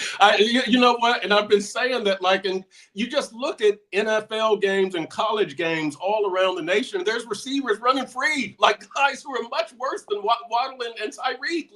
Are these guys all being coached by geniuses? A wide receiver screen. Hello. I mean, something, if they're playing end around. Yes. I mean, Shanahan gets the ball to Debo and Ayuk. I mean, you're supposedly this offensive creative guy. I just didn't get it. The other thing I thought I saw, Chris, is I thought I saw McDaniel give up on Mostert when Mostert fumbled. I thought McDaniel at that moment said into the headset, "Tell Chris Greer I'm done with this guy." He gave up on him for the game. I'll tell you this also, and I mentioned takeaways from the New England game. I don't know how you came away from that game thinking, yeah, Mostert is the man. From what I saw of Jalen Wright, I think 13 carries, 86 yards. He was the leading rusher. Mostert had 80. Wright had 86. And Jalen Wright was running aggressively. He was running hard. He was running between the tackles. He was moving the pile and energizing that offense. Again, I think Mostert and HN are paper cuts. Unless they break off that big run, you're not going to get touchdowns with them. Jalen Wright, I think you could have gotten touchdowns, can get touchdowns with him. So, and all of this, it really kind of makes you it does make you call Mike McDaniel's coaching chops into question because, thank goodness he discovered Jonnu Smith, but how you can't, you just have an offense that was built for one person. The backup quarterback situation is an absolute disaster, and it's your judgment on a lot of these. So, really Tua's got to kind of save the jobs of Chris Greer and Mike McDaniel, because if this team finishes below 500, it's going to get ugly in the offseason. Is it possible that Mike McDaniel shouldn't be calling the plays, Chris? Yes, 100% possible. Yes. I raised this question at the NFL. Well, actually, he's been asked 3 times. He was asked once by my colleague David Furones after last season at his season-ending press conference, and Mike McDaniel said everything is on the table. So at the NFL owners meetings in March in Orlando, I asked him, and he said, "I've considered it. I'm going to call plays." So I did a story talking to Andy Reid and Zach Taylor, 2 coaches who have been to Super Bowls, who also call plays. And they said the secret is lightening your load during the week, that's when the work is done, when you have to wear both hats, that it's very tough to be a play caller and a head coach. You need to delegate some of that. I don't know if Mike McDaniel did that or not, but this is his first time calling plays as well as the first time being a head coach. Yes, I think but that kind of steals his whole identity. So it's a tough thing, but you're exactly right. That needs to at least be considered more heavily. Talking Dolphins with Chris Perkins, Sun Sentinel, sun-sentinel.com. Follow him on X at Chris Perk, Perk. Well, the season's still salvageable. 2-4. Teams have made the playoffs from 1-6 and 2-5, and they got Arizona at home this week. Chris, this truly does feel like, you want to throw a game away to Tennessee. You want to throw a game away to Indianapolis. Yeah. You can't throw away the game to Arizona. I know they just beat the Chargers, but if they lose this week, I can bury this team, can I? It's close. It's close because you got to remember the next game you're at Buffalo. So the way that I look at it is like this. The Dolphins are 2-4.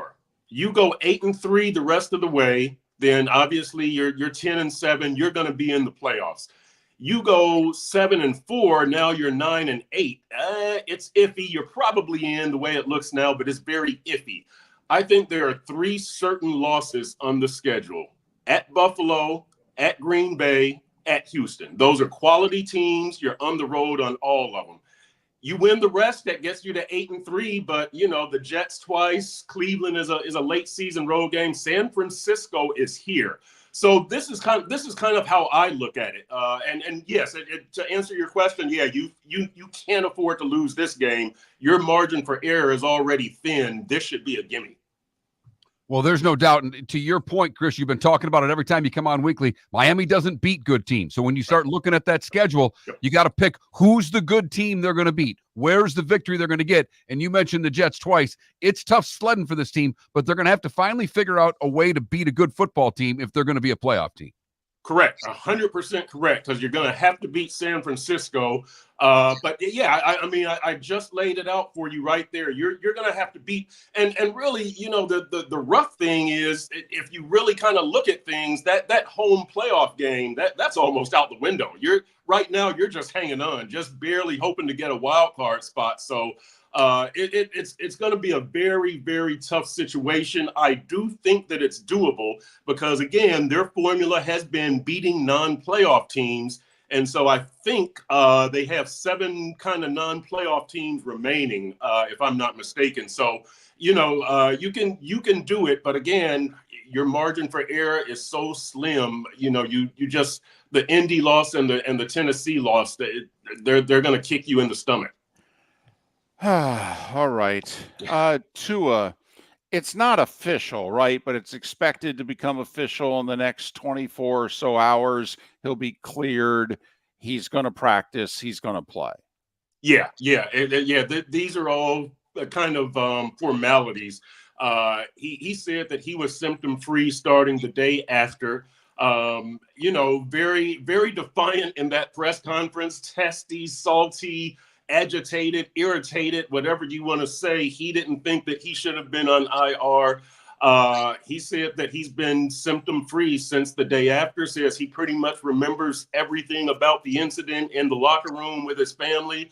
So he said he's been throwing for 5 weeks. That I think he was erroneous in that, because if you do the math, but the bottom line is, yes, he's been good for weeks. I expect, and everybody expects, he's going to play Sunday. Is he going to run anymore, or do you think this goes back to 2 years ago where we just see him as a drop back passer, period?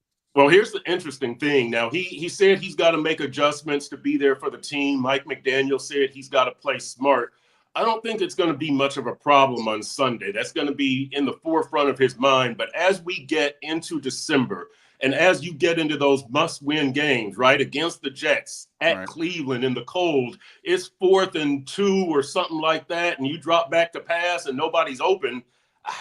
Like, what are you going to do? You're going to lower your head, and that, it's the competitive nature. Can he harness that? That's with every player, right? You're a football player, so that's going to be the tough thing. Chris Perkins, Sun Sentinel, sun-sentinel.com, joining us every week at this time to talk Dolphins. Chris, all the best, and we'll talk again next week. All right, enjoy it, guys. Thanks. Chris Perkins here on Miller and Moulton.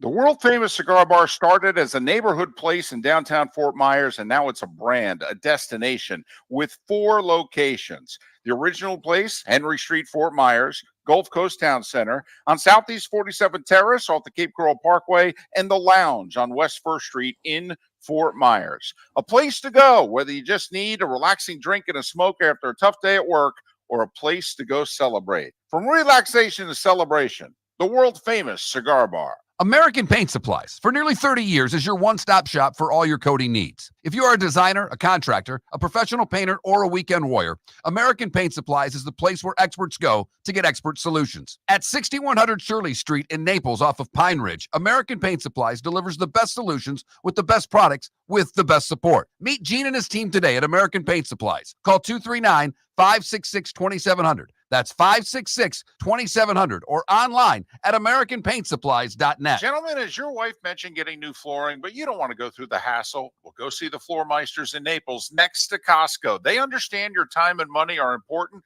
so they'll make it as painless as possible. With a huge in-stock selection of carpet and Cortec, they can get you the floor your wife's been asking for. They carry wood, vinyl, carpet, and tile. If you do it yourself, no problem. They can handle that as well. So go see TJ at the Floor Meisters and tell them, just keeping it real. At Physical Therapy and Balance Centers, our goal is to help you love your life. When your life is sidelined by an injury, dizziness, surgery, or condition keeping you from doing what you love, we're here to help you heal and feel your best.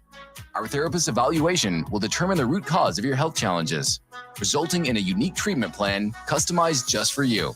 Visit www.physical.com to find your nearest location and see how we can help you love your life. This is Miller and Moulton.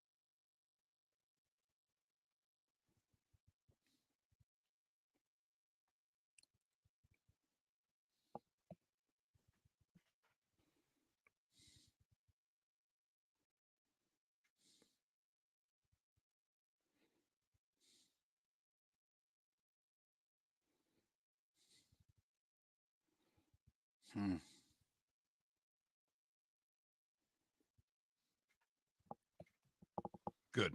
I just thanked Chris, and he sent back that he likes doing Zoom. He's always Great. being able to see you guys. I'm like, great, because the sound quality is much better. So another conversion. Loved his backdrop. Wish we had a little Yeah. more time to get into the backdrop. Yeah.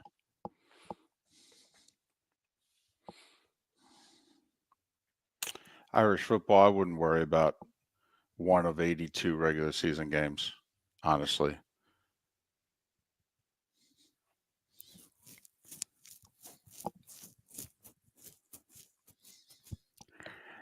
Knicks under Thibodeau have taken about 2 months to figure things out. They usually don't find their stride till December, January. So they got to get guys healthy. They got 2 new starters. Bridges is kind of messed up right now.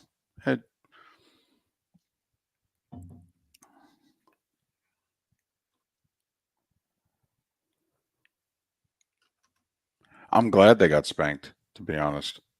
Because they haven't done anything. And Boston has.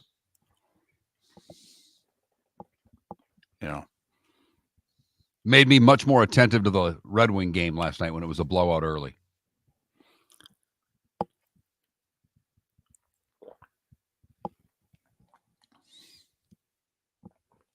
Yeah, but JB do the Vikings need Cup?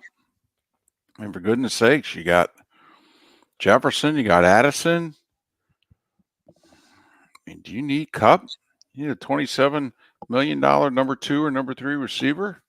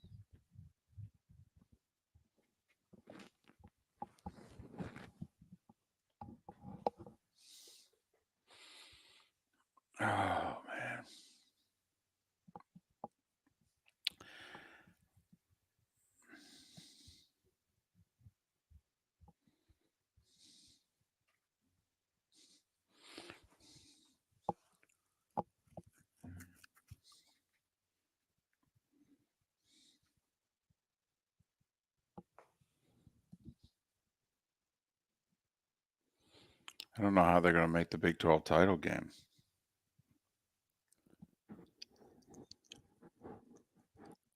And I would think not.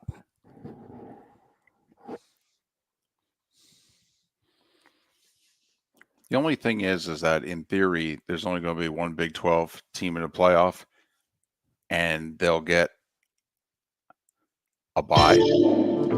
Welcome to the bonus hour, brought to you by Jason and Todd at the Diamond District. And now, here's Mark Miller and David Moulton. 21 minutes past the hour. Got a jam-packed hour and a half here on Miller and Moulton, millerandmoulton.com, Miller_Moulton on X. From Seth Everett to Bud Elliott to Chris Perkins. Talking World Series, college football, the Dolphins, things in and around that. DeAndre Hopkins being traded this morning to the Chiefs. Cooper Kupp's apparently on the block. Mike Williams of the Jets is definitely on the block. Some names being thrown out there, which the NFL beginning to dip their toes into this whole trade rumor possibility mill. Come on, guys, go for it. Cannonball into the deep end. Do it. Do it. It's fun. You're so excited. Yeah. Because we got 2 more weeks of this. I know. I'm excited, though, and I'm not just excited because we were right. Okay, we pounded the table for 10 years and people mocked us and what have you. Okay, I'm not excited because we were right. I'm excited because I genuinely think it makes teams better. I genuinely believe that this is win-win scenarios. Getting rid of guys who you're not going to win this year. In a lot of cases, they're rentals, and they're probably not coming back to you next year, but they can come back to you next year. You can get them back if you want, but you can get something for them. Like I thought the Yankees did something like a half a dozen years ago in which they sold Chapman to the Cubs and a couple other guys, and they had every intention of bringing them back, and they did. But they got top prospects in return, helped the Cubs win a World Series, and then brought Chapman back. Hell yeah. I mean, if I was baseball, hockey, I'd literally sit down with guys and go, listen, I don't want to trade you, if you know what I mean, but I can get this and this. And are you going to be offended if I trade you? Because I want to bring you back next year. I actually got my wings a few years ago. Should have done it. They sent Bertuzzi to Boston, got a first-round pick, and I thought they should have gone after him in the offseason. I think he ended up going to Toronto, but I understand. So, yeah, I think this is, plus it's the NFL. I mean, it's so hard to win. Right now, it's so hard to beat the damn Chiefs. And then it's ironic who's making the deal today, but the Chiefs. But, you know, I mean, the Niners have been in, 4 of the last 5 NFC championship games? It's tough to get by the Chiefs in the AFC. Yeah, I'm all for these teams making deals. Pittsburgh's won what? 1 playoff game in the last 8 years? Make a damn deal. Get a weapon, for goodness sakes. Stop trying to win every big game 1917.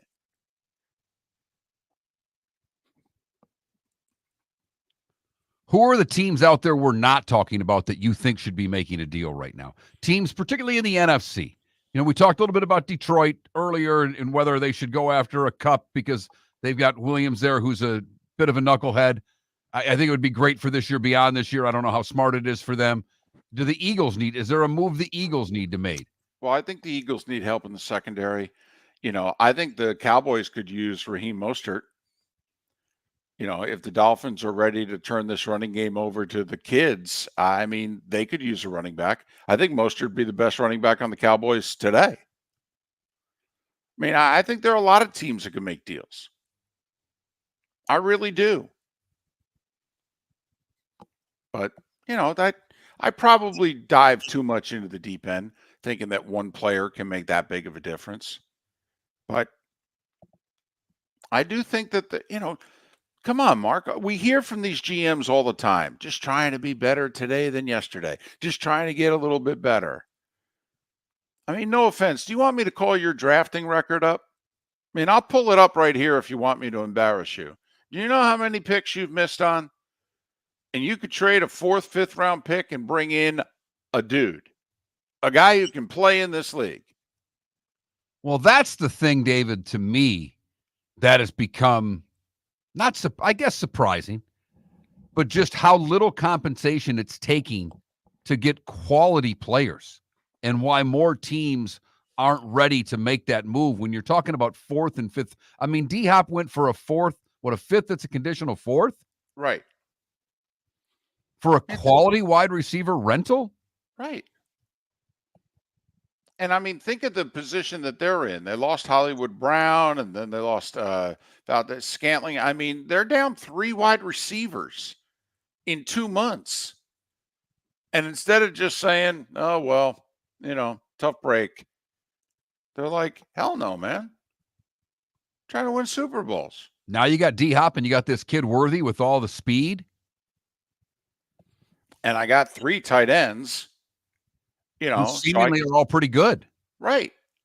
I mean, I can rest Kelsey if I want, make sure he's not worn out by the end of the year, because the other guys can stay on the field and give me some snaps.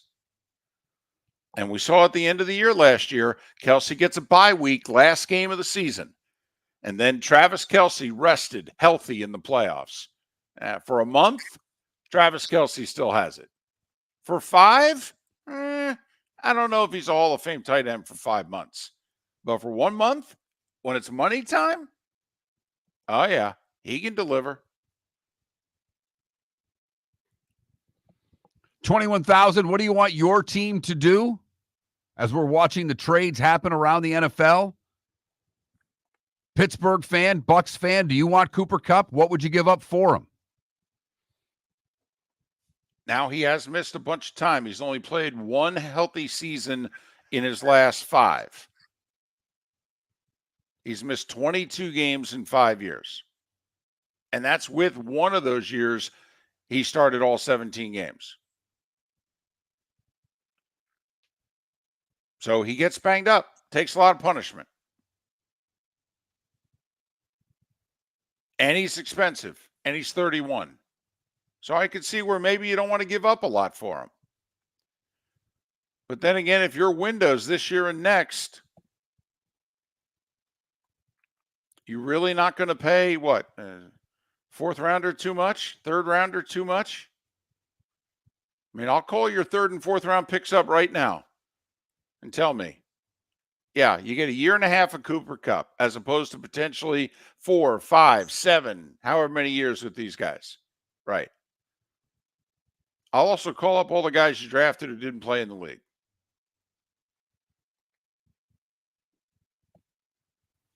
By the way, what's your gut tell you with Tua? If I were to say he plays every game the rest of the season, would you say yes or no? Well, I'd say no because of his history, but I hope I do for their sake, because obviously we were right about another thing. We hated their backup quarterback situation. And clearly Mike McDaniel doesn't know how to call plays for anybody else not named Tua. That is way too apparent. That their offense is laughable without Tua. Do you know when they threw that touchdown pass against the Colts, that was their first touchdown pass since week 2? Think about it. That's embarrassing. That's embarrassing, period. Never mind the fact that your top 2 wide receivers are earning $55 million this year. Yeah. I mean, Chris Perkins pointed it out. 2 of his last 8 games, they're 3 and 5. They're averaging 18 points a game. The league is caught on. And Mike McDaniel hasn't shown he's got a plan B. Well, now he needs to have a plan B with his starters back, because the league's caught up. And they are in a must-win situation. We already laid out the schedule for you. They don't get this week, it's over. Might as well sell everything.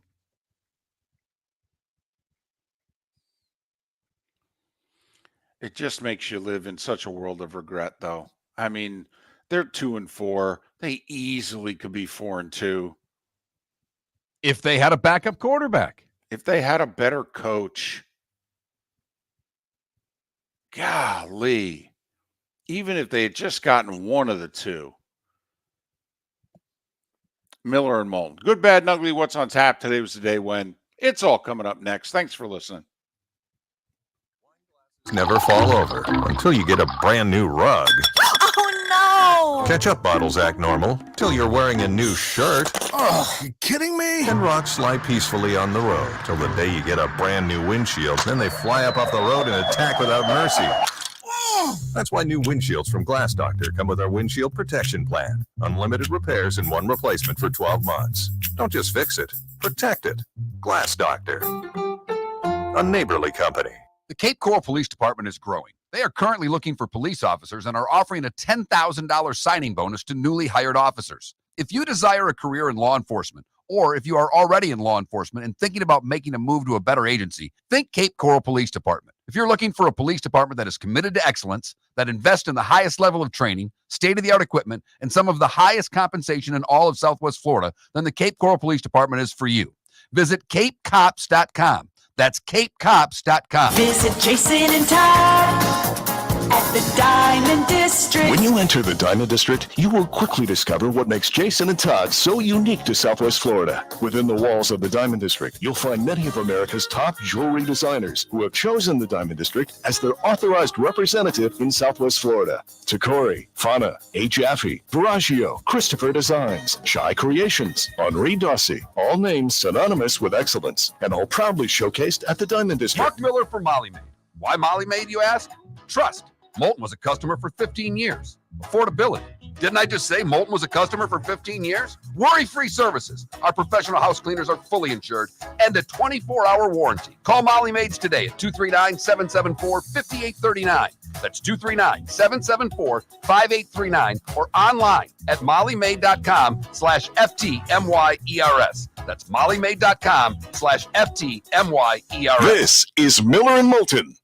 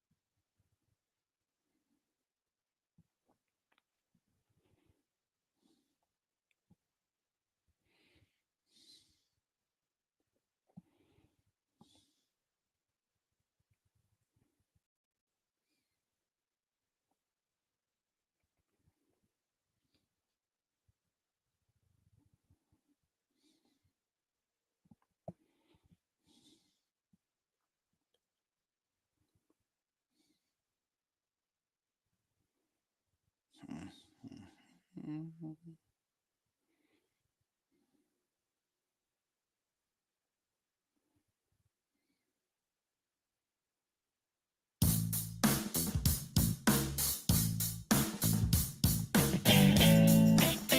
back to Miller and Moulton. Text the guys what's in your mind at 21,000. That's 21000. And now, here's David Moulton. 22 minutes till the top of the hour, 16 until we're out of here. Miller and Moulton, millerandmoulton.com, Miller_Moulton on X. Dr. Roto, Roy Cummings, JP Shadrick, just part of the clan we'll have on the show tomorrow. Thanks to Floormeisters, proud sponsors of the Miller and Moulton Studios. Floormeisters, just keeping it real. And all our guests appear on the American Paint Supplies hotline, your one-stop shop for all your coating needs. Have you gone with in your mind, anybody? Have you asked the wife what's in your mind? Did you ask your mom? Did they look at you funny? Yes. Mm-hmm. Did it to my daughter, really messed with her. I said, well, think about it. Think about it. She's like, yeah, I don't want to think about it. I go, well, that's my role.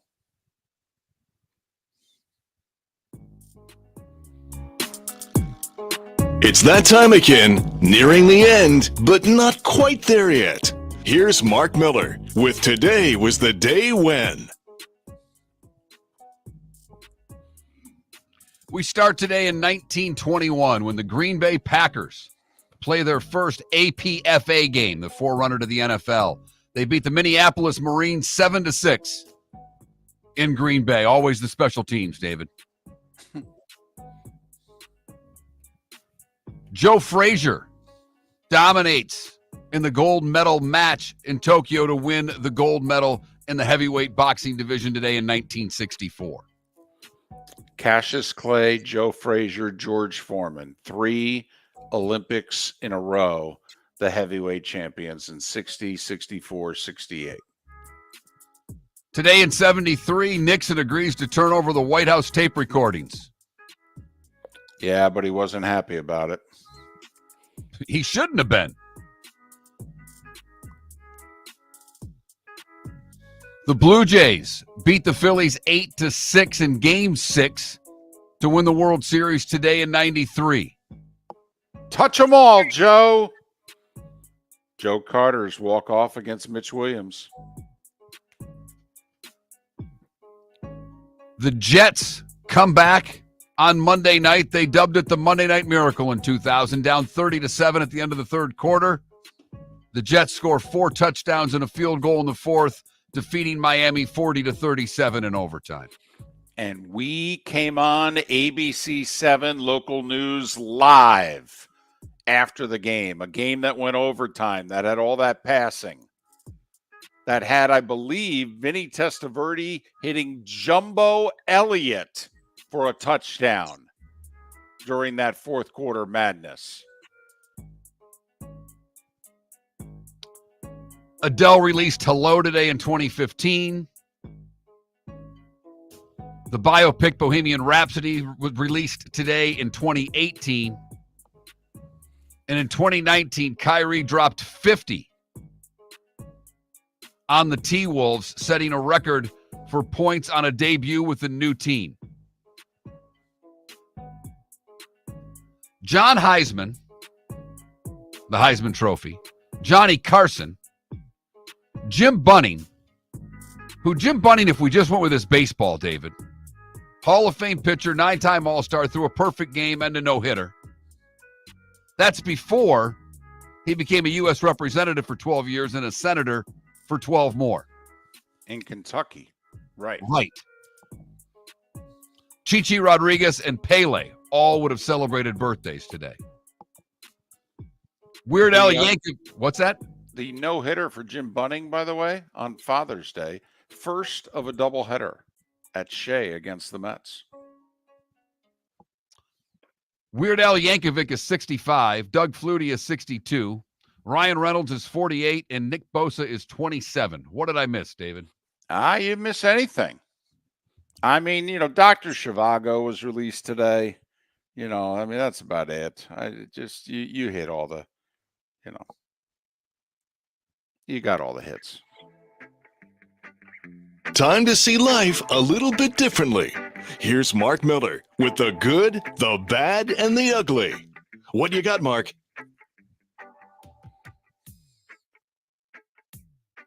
We go to the library at Patterson Public Library in Jersey, David, where a copy of William Shakespeare's The Life of King Henry V was returned to the library 101 year after it was checked out.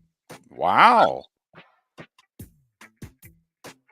Cynthia DeHale found the book while sorting through possessions that belonged to her deceased grandmother and discovered that the book had been checked out from the library in 1923. Corey Fleming, the director of the Patterson Public Library, said it's never too late to return overdue library materials. Okay, Corey. Well, Corey's pretty fired up because the 1910 printing had a limited run and is highly valued by collectors. In the story at all, do they have any idea as to like how much they owe? You know, if they figured out how late the book is and, you know, what was it, a penny a day or, you know, whatever. They do not, David. I apologize for that. Because that's the part of the story that, you know, obviously they're willing to, you know, hey, let bygones be bygones. But I'm just curious, if I return a book 101 years later, what do I owe? For the bad, we go to Volusia County in Florida, where authorities are on the hunt for a kangaroo. Kangaroo escaped when a bear wandered into its enclosure. Kangaroo has been spotted loose in the area. FWC is searching for the missing kangaroo, said it's still likely nearby the owner's property, as the animals normally remain close to their enclosures after escaping. All right.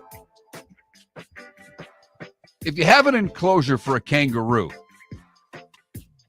how's the bear get in? Guessing the bear just, you know, knocked something down, made a hole where there shouldn't have been one. And finally, the ugly, David, and this is for you and maybe you only. We have an E. coli breakout linked to McDonald's Quarter Pounder. Oh, I know, an E. coli breakout. This is a BFD. 1 dead, 49 sickened, all from eating Quarter Pounders with cheese. Well, I'm next then. Now, David, most of these have been in Colorado, which has 27 reported cases. Nebraska has 9 cases. But 49 people from 10 states have fallen ill, all from eating Quarter Pounders. So my advice to you is stick to the double cheeseburger until they figure this out. Oh, I don't know, though, Mark. My system's pretty tough. But you're probably right. I should just stick with the double cheese for now. But, you know, I'm tempted. Just look fate in the eye. Say, really? Really? Think you're tougher than me? I mean, I know they're pushing this chicken Big Mac, but the Quarter Pounder with cheese is the best sandwich that McDonald's has. Yes, it is. And I haven't had McDonald's in at least 10 years. And I'd go with the number 3 combo meal if I went through the drive-thru right now, if it's still a number 3. That I think it's a number 2 now. It was a number 3 for the longest time. Yep, Big Mac's 1. I think Quarter Pounder with cheese is 2. And that, David, is the good, the bad, and the ugly. Brought to you by the Cape Coral Police Department. Go to capecops.com. That's capecops.com. Sign-on bonus for new officers is $10,000. capecops.com. 10 grand. I mean, take advantage of it. If you were thinking about doing it anyway, now they offered you a deal in which you're like, oh, well, hell. 10 grand on top of it? Bada bing, bada boom.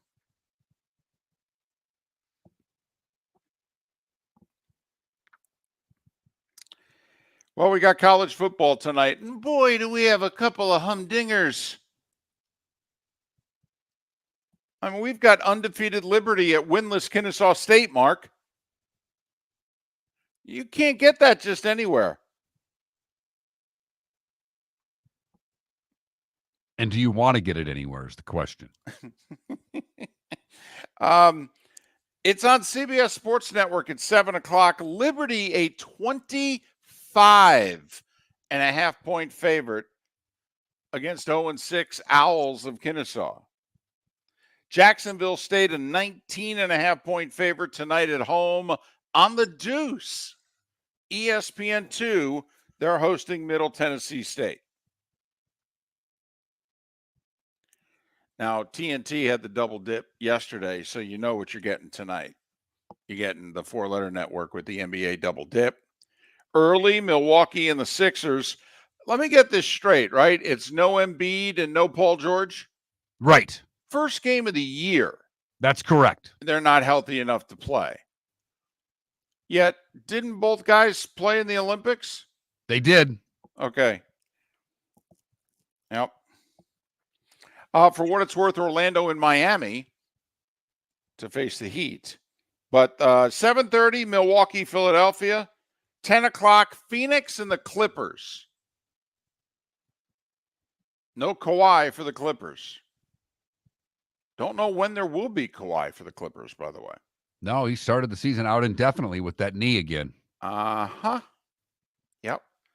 Clippers invested in Kawhi and let Paul George go. They didn't want to let him go, but they wanted Paul George to take like $3 less than Kawhi. And Paul George said, yeah, I don't think so. We came here, same contract, same deal. What's wrong with the same deal? Well, we can't quite afford that. Well, then I'm going to leave. I can sit out for another team just as easy as I can sit out for you. Right. Embiid's basically already came out and said, basically they've already laid out the load management for the year. Yeah, sure. I mean, it's not like he's playing for a contract. I mean, he got paid. He doesn't care if he's first team, second team, third team. He doesn't care. He's already won an MVP. He needs to win in the spring. Absolutely. And he hasn't gotten a team to the conference final yet. And we've proven that home court doesn't matter. So why does the regular season matter for him? Well, and this is what you wonder. Is this going to come back and bite this league? Hasn't it already? I mean, I know they signed the big rich TV deal. I get it. But their numbers are down. And at some point, if your numbers continue to go down, it's going to, that TV deal, you cash the checks. That's great. Mark, you tell me. And I'm serious. You tell me, you're running a business. Is there anything more important than cash? Is there anything more important than profitability? It hasn't hurt you at the gate yet. All right. There's yet to be the backlash from the season ticket base, from the suite holders. Well, more importantly, they're not losing sponsors. That seems to be the area where it would bite them. And so far, it hasn't hurt them at all, David. So, no, there is nothing more important than profitability. So, but there's no doubt ratings are down, and there's resentment from part of the American sports fan about this load management. And I'm telling you, you've got load management in the one sport where they're making the most money. That just doesn't sit well with a lot of sports fans. You throw in the fact that the game doesn't look like the game did 10, 20 years ago. Bunch of threes now. I mean, I tried last night to watch Knicks Celtics. When it's a 20-point game at the end of the first quarter, there's not much to watch. Only one hockey game tonight. It is nationally televised. TNT and True TV. Flyers at Capitals. Flyers have only won one of their first 6, by the way. Off to a bad start. You know who else is off to a slow start, even though the Caps as a team are off to a good start? I think Ovechkin's only got 1 goal through 5 games. He's 142 years old. I understand, but, they're going to keep him around until he passes Gretzky. Yep. It would, behoove him to let's get this sucker done. I don't know if he can get it done in 2 years. That's the thing. Obviously not at the pace he's starting out this year, but the one thing about Ovechkin is he can rack him up in a hurry, particularly when you start putting him on the wall in the power play. Yep. Which, he'll be on every one. He'll be on every power play all season. Because that's really the only place they want to play him. His plus minus is terrible. But there you have it. One hockey game, couple of college football games, full night of the NBA. Orlando's in Miami. ESPN double dip for hoops. Roy Cummings on the show tomorrow. Dr. Roto on the show tomorrow to get your fantasy lineup set. And JP Shadrick to talk the Jags. Great show lined up. If you missed any of it today, go to millerandmoulton.com to download what you missed. We'll talk tomorrow morning at 6. American Paint Supplies, for nearly 30 years, is your one-stop shop for all your coating needs. If you are a designer, a contractor, a professional painter, or a weekend warrior, American Paint Supplies is the place where experts go to get expert solutions. At 6100 Shirley Street in Naples off of Pine Ridge, American Paint Supplies delivers the best solutions with the best products with the best support. Meet Gene and his team today at American Paint Supplies. Call 239-566-2700. That's 566-2700 or online at AmericanPaintSupplies.net. Cape Coral Police Department is growing. They are currently looking for police officers and are offering a $10,000 signing bonus to newly hired officers. If you desire a career in law enforcement, or if you are already in law enforcement and thinking about making a move to a better agency, think Cape Coral Police Department. If you're looking for a police department that is committed to excellence, that invests in the highest level of training, state-of-the-art equipment, and some of the highest compensation in all of Southwest Florida,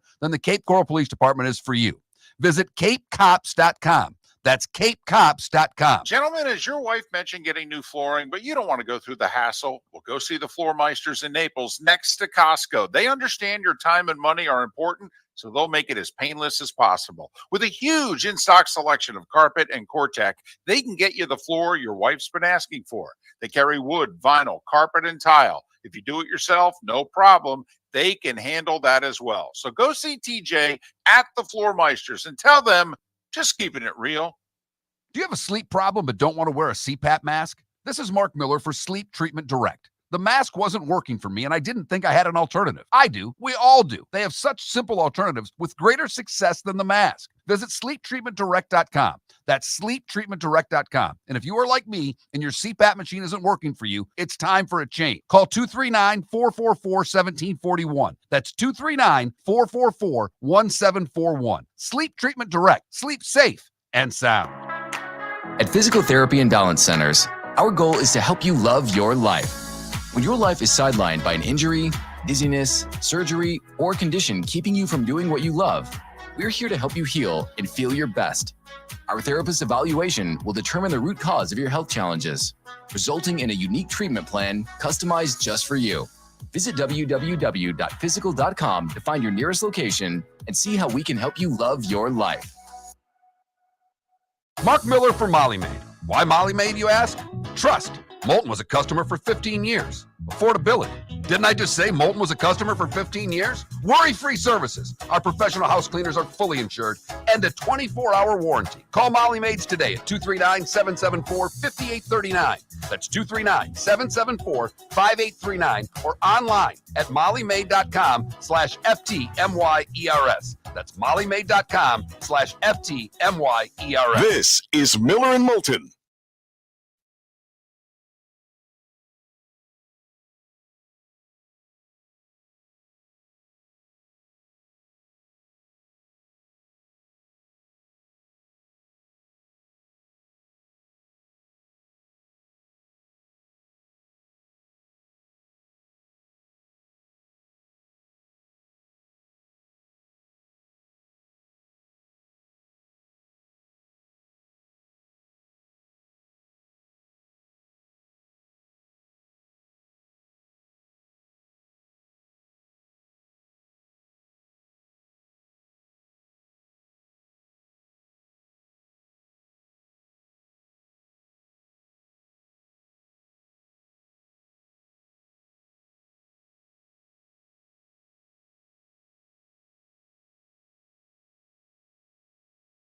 Hmm.